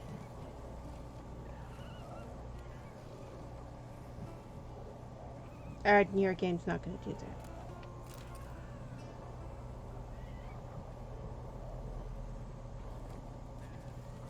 Geralt shouldn't have the ability to just vaporize everything, so it's not a Geralt skill. Do not tarry here long. It's a thing we were told Avallac'h was capable of doing, and I was like, well, I'm going to have to make him able to do it then.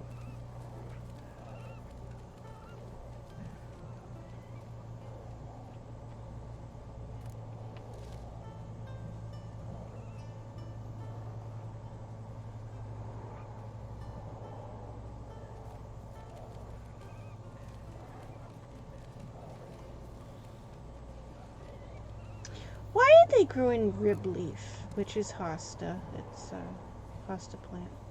But it's a poisonous plant. It's not a plant that you are going to grow lots of. Like these guys are doing in a vegetable field. It's a common flower that you see in flower beds. But these guys are growing it like it's a vegetable that you would eat, and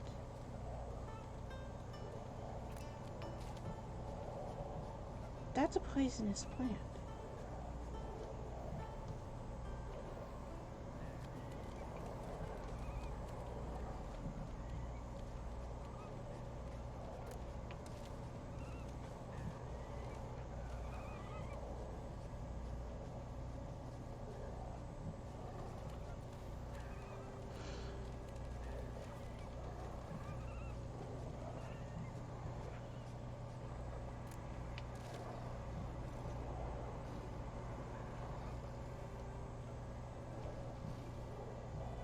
I do, in fact, have this right. For only I know how to activate the Sunstone, which I shall do on my terms or not at all. Why does the Sunstone not do what it did in the novels? That's another one. Okay. Clearly, Andrzej Sapkowski saw the Pirates of the Caribbean before he wrote that. You pick it up and it shows you what your heart desires. That's why Avallac'h has Ciri. Because he tried to get Geralt to go rescue Ciri. And I wasn't aware when I played the game. The game does this whole daddy-daughter relationship thing. Dear sweet daddy Geralt for Ciri. I wasn't aware that was a complete, total fan fiction created by the game developers and didn't exist in the novels. Boy, did I find that out.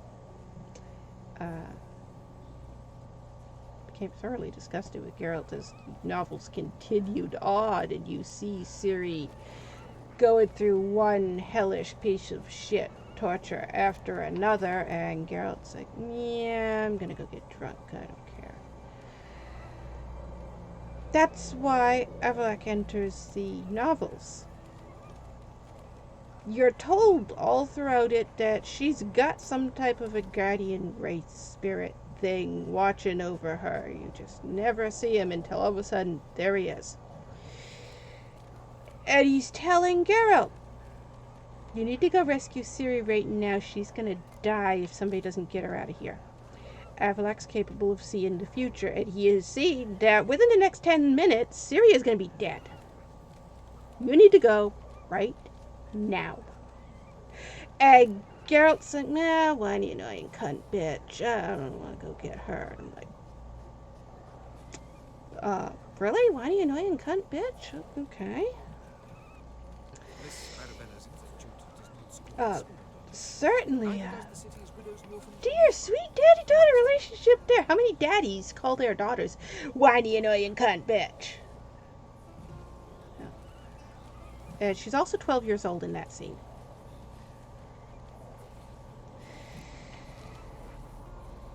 Geralt is absolutely refusing to go. So Avallac'h, in his spaceship, because, hey, so medieval. Avallac'h in his spaceship turns his computer screen on to show the monitor up. Yeah, this is what's happening right now. And what do we see? Ciri is in a gallows cage hanging in the sky over a dinner table while 8 soldiers are shoving red hot pokers up her vagina.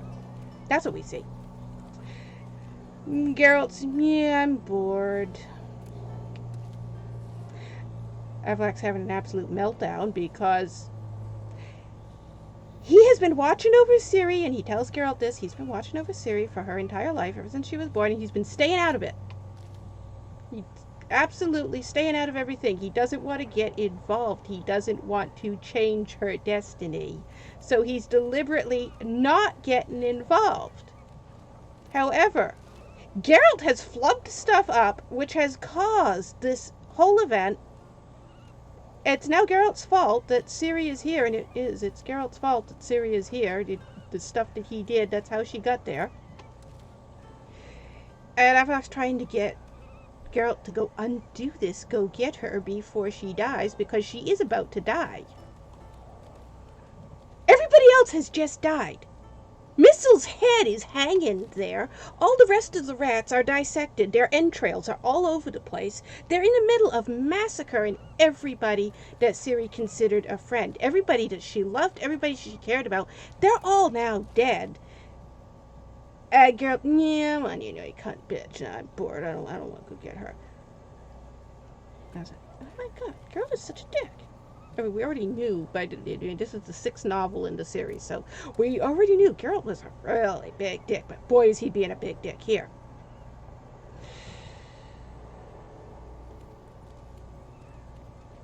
Avallac'h's getting mad and having a meltdown. That's when he starts painting penises on the wall, because he starts Avallac'h also is asexual and can't grasp the concept of why does anybody want to have sex.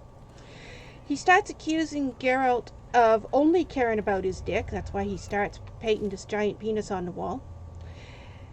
Because the whole reason Ciri got kidnapped was because Geralt decided, let me leave you here by the campfire while I go to the nearest brothel and fuck prostitutes. That's how Ciri got captured to begin with. And Geralt realized that what is this I'm talking to? It's not an elf. You're getting parts of what Avallac'h is saying while he's having a total meltdown, and then it's head jumping back and forth. Andrzej Sapkowski is really good at that. So you're getting parts of what Avallac'h is saying and parts of what Geralt is thinking, back and forth, and it reaches a point where Geralt is coming to the conclusion, you know what, this is a lich. This is a really powerful lich. This is that thing that's been guarding Ciri all her life. Wow, this is a really powerful thing. You know what? I can't fight this thing. I better try to side with it. So all of a sudden he starts pretending, well, tell me where Ciri is, I'll go get her. And Avallac'h's a scion, he can read your thoughts. So you telling him, yeah, I'll go get Ciri, and thinking something else, he knows what you're thinking. Which he tells Geralt. And Geralt's like, no, I'll go get her right now. I'll get her. So Avallac'h pulls out the Sunstone. Because he has it. Why are they looking for it in the game? I don't know, but he has it. Pulls out the Sunstone, hands it to Geralt. Tells Geralt, whatever your heart truly desires, that's where you're going to go, and this is going to show you. Before Geralt gets a chance to respond to that, Avallac'h just slaps the thing in Geralt's hand. The computer screen now changes and shows a picture of Dandelion. Fuck buddy Dandelion. And we now see the thoughts Geralt has in his head projected through the Sunstone, which he's now holding, into the computer screen up on the wall. Again, this is so medieval. We're in a spaceship with a computer screen. Lovely medieval world. Then.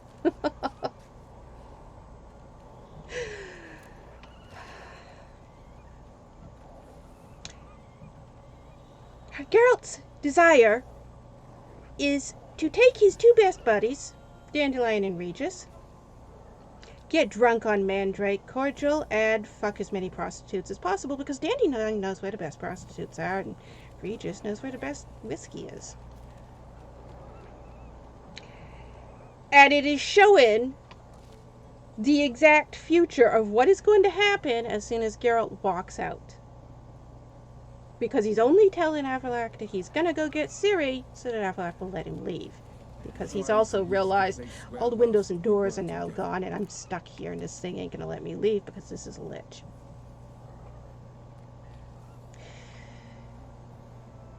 So you're seeing that Geralt is going to leave after Avallac'h lets him leave, and then is going to go get Dandelion and Regis and go drinking and brothel hopping, and not go get Ciri. which results in Avallac'h having an even bigger meltdown than he was already having. Telling Geralt he's going to send him to exactly where he wants to be, over to Dandelion and Regis.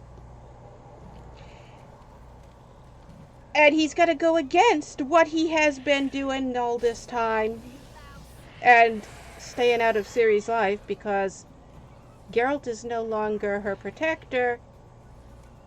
Avallac'h's going to protect her from now on.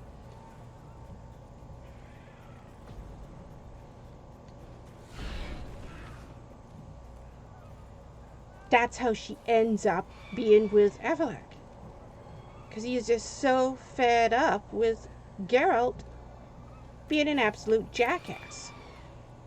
And Ciri getting hurt over and over and over and over again because Geralt doesn't give a shit about her. Avallac'h is Ciri's 5th great-grandfather. He cares about Ciri quite a lot. He cares about Ciri more than anybody else does. He's the one who actually cares about her.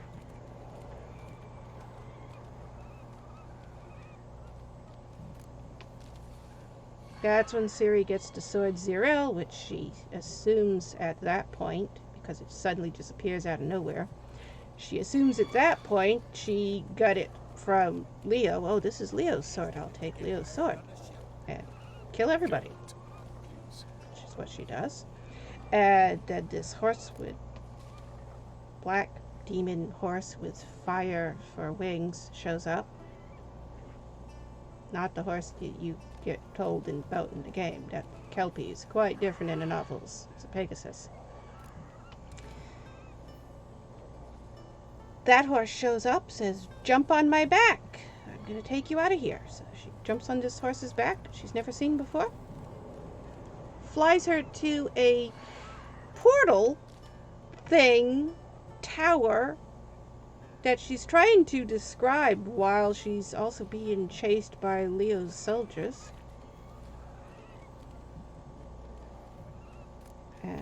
Technically, Avallac'h ends up killing Leo because this wild storm rises up around her and Leo gets drowned in it.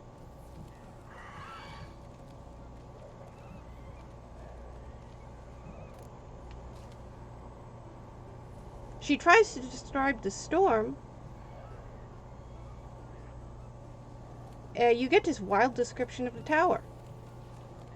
As the ocean opens up, and this big giant metal arm that is shooting lightning bolts and freezing everything because, you know, it's the cryogenics, spaceships, rocket launcher. It's not a tower. Yeah. You saw how well they made that in the game. They put a tower, castle tower in the game.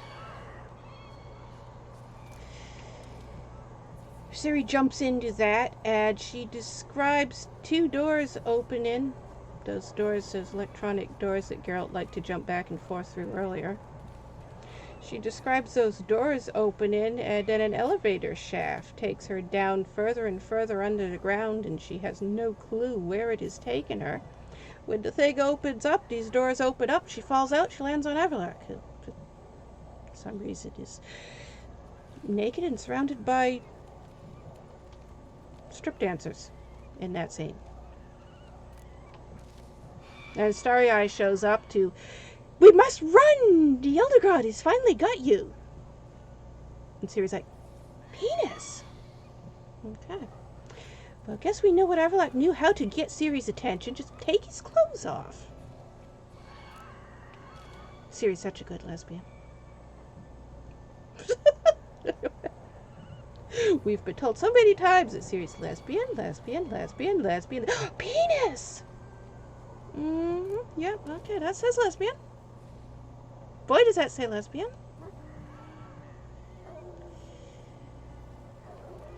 The bulk of Avallac'h's time in the novels, he has no clothes on. He does have clothes on. Usually it's a gigantic fur coat and nothing else.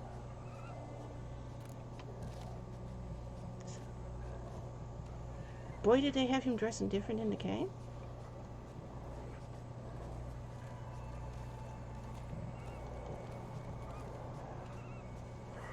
And then Regis, after all that happens, Geralt gets to Regis, and he tells Regis, he gets Dandelion and Regis together, and he's, off, let's go drink it and fucking whores. And he tells, yeah, there was this elf who was talking about Syria and all this stuff. Regis has a total meltdown. Regis doesn't know Ciri. He all he knows is stuff that Geralt has told him about Ciri. He doesn't know Ciri. But he's listening to Geralt tell him about, there's this elf telling me Ciri's, she's being tortured to death. She's probably going to die. Ha ha ha. One of you cunt bitch. Oh, I'm so glad to get rid of her. Oh, boy, is Geralt a dick. He's getting more of a dick every page. Ooh, is he a jackass in the novels? So many times I just wanted to strangle him.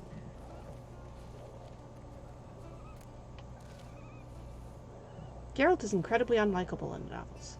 So many levels of, oh my god, he is a dick. I don't know why Yennefer wants to be with him either.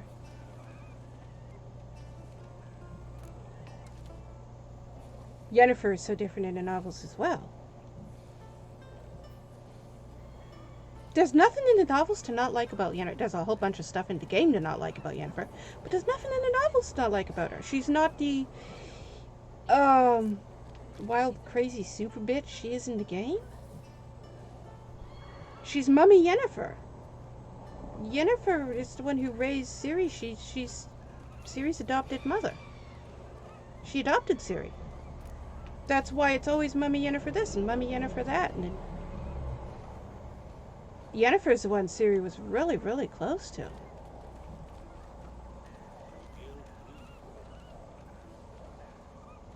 They removed the mummy-daughter relationship with Ciri and Yennefer and switched it to daddy-daughter relationship with Geralt and Yennefer for the game. I don't know why.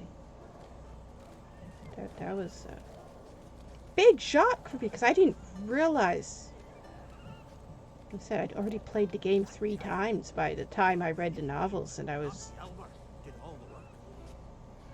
had no clue In that case, how big of a change they had made in the characters from the novels to the game.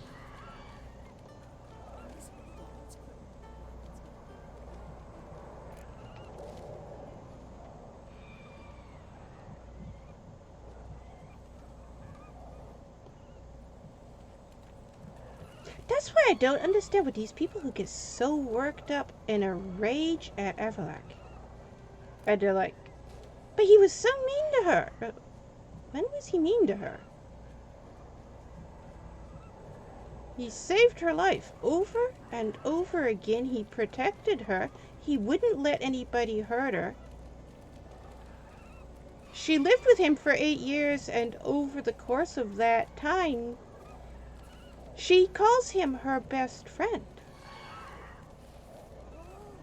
She tells people that over and over again, that she had never been happy before. And obviously, her life was hell. She went through shit. Her childhood was absolute shit.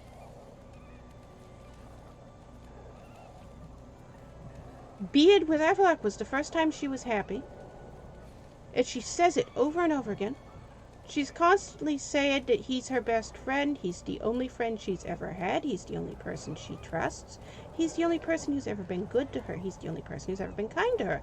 She even goes on to say that he treated her better than Mummy Yennefer did. And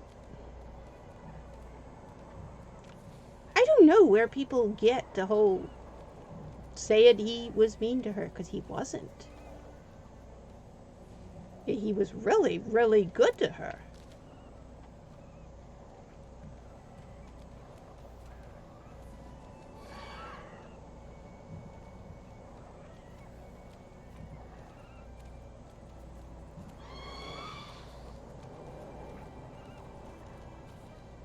And a few people who was, too.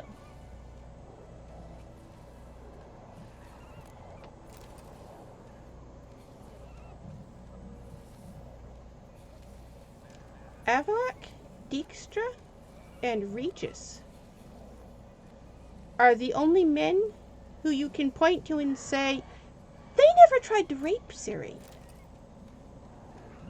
Only men who didn't. Which means you can count on the list of men who did. We're close. Vesemir, Eskel, Lambert, Regis, not Regis, Geralt, Dandelion. Yeah, oh, nice, good characters there.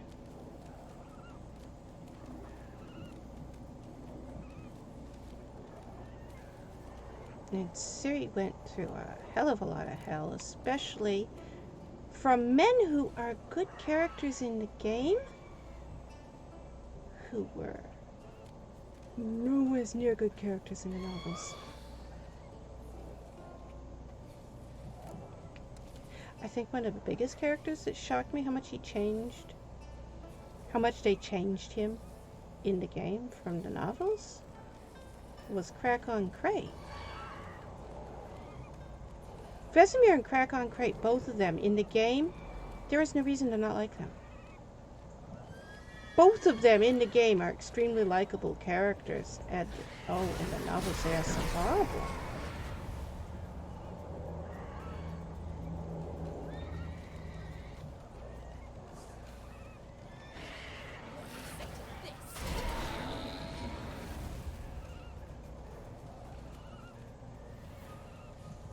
Nearby. Listen.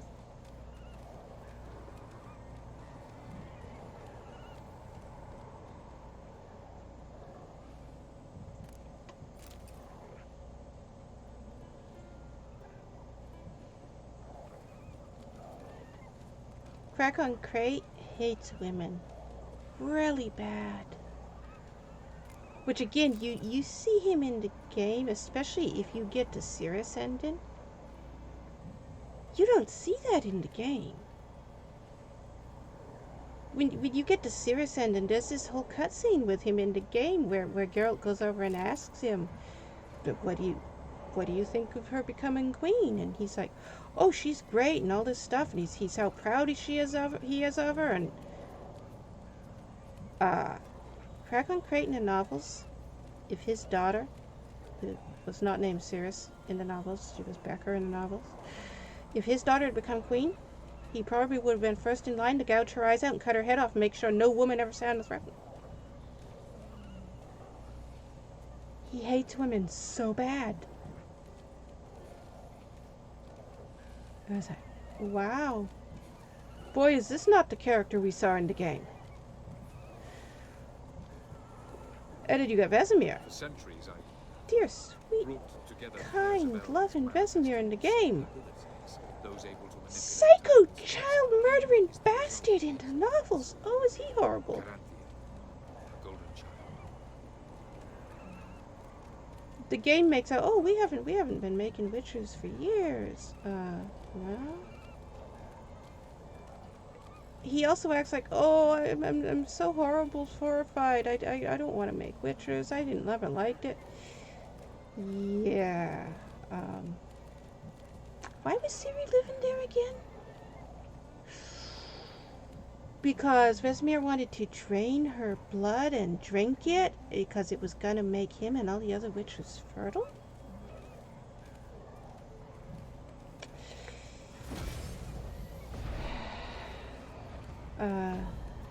Vesemir was torturing Ciri in the novels.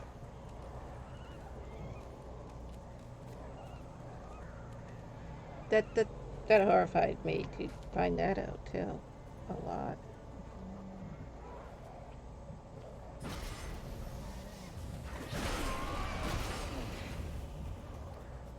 Vesemir and Krakon Crate are characters I like in the game. To see how different they were in the novels is like... I can't like either of them in the novels. I like them in the game.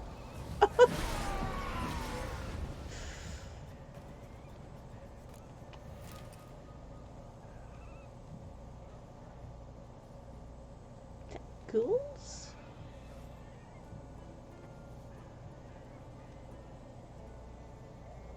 Did you kill them all for us? Also, where'd our horse go?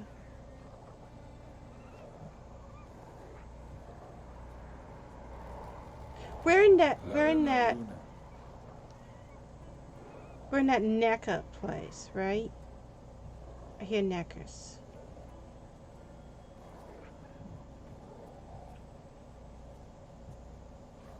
Okay. Yeah, we're in that necker place. And those wraiths that just attacked us, those might not have been random encounters. We're at an area where wraiths spawn in the game normally.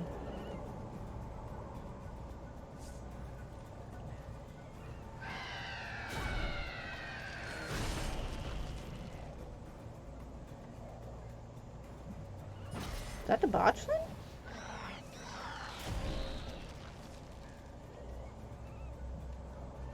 The botchling looks different from the other algos. Did Kareem dream of the building's past? That's a botchling, ain't it? Yeah. We don't see the botchling that often. He's got a different. Yes, he has an algal here. That's the difference right there. That one's an algal. Yeah, that's definitely the botchling. You can see the difference when they're both together. What are we fighting? What? We've got so much windy, snowy fog that I can't see through it well.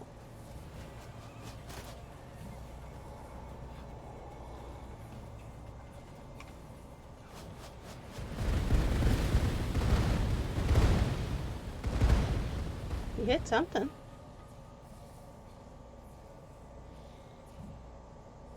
I don't know what we hit, but we hit something.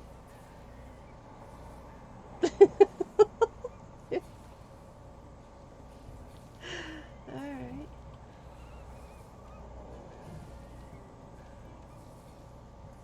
The algals have smaller spikes than the botchling does. That the botchlin's obviously random encounters, so you ain't gonna encounter that in the wild.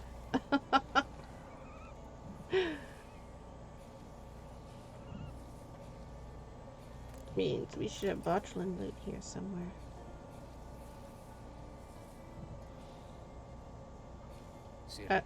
No. We're looking for botchling loot.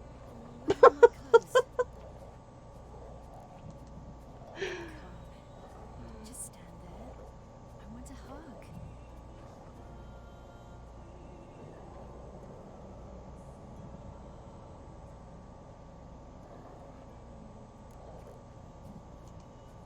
Come, we must go. All right. We'll talk later. Where'd our loot go? You moved us. We were down here.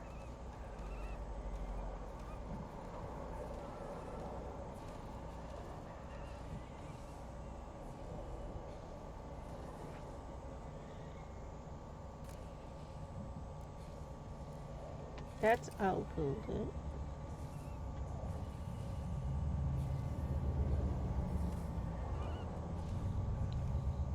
Oh, we got high fatigue levels. That's right. Next time we gave him fist tech back there, he's gonna get fatigued faster than normal until that wears off. Anyone home?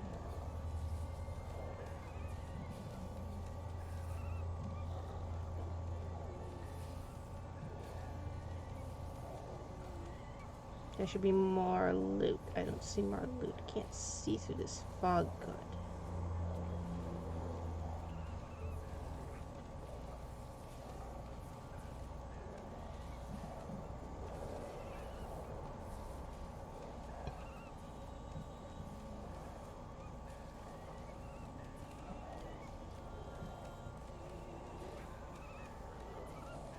Where'd our horse go?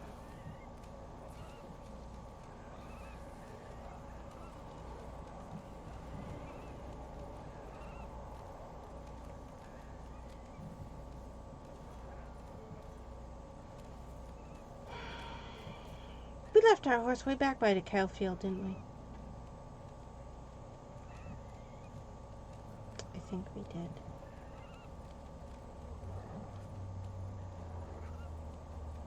We got off the horse and started walking back there.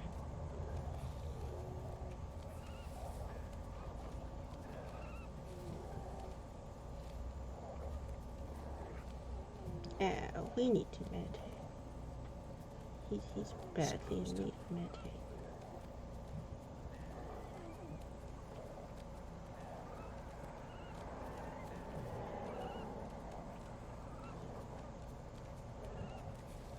Did we check this off? I don't remember. Check it again while we're here. Looks like we probably did. It has no lid.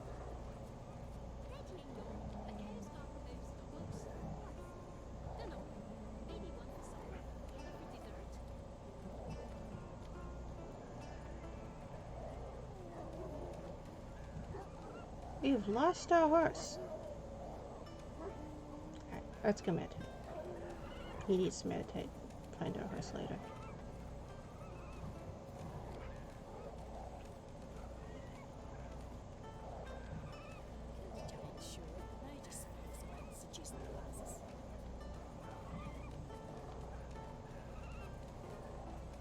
I must leave you. We will meet beneath drowned dead rock. Can you remember?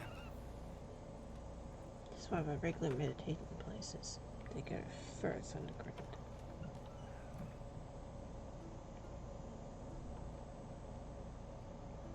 Alright. What did it say? It said 80, right? 89. Okay. That means 8 hours. Alright. 1, 2, 3, 4, 5, 6, 7, 8. It's gonna put us at nighttime. And we don't know where our horse is. We have to call our horse. Look. Is somebody attacking you out there?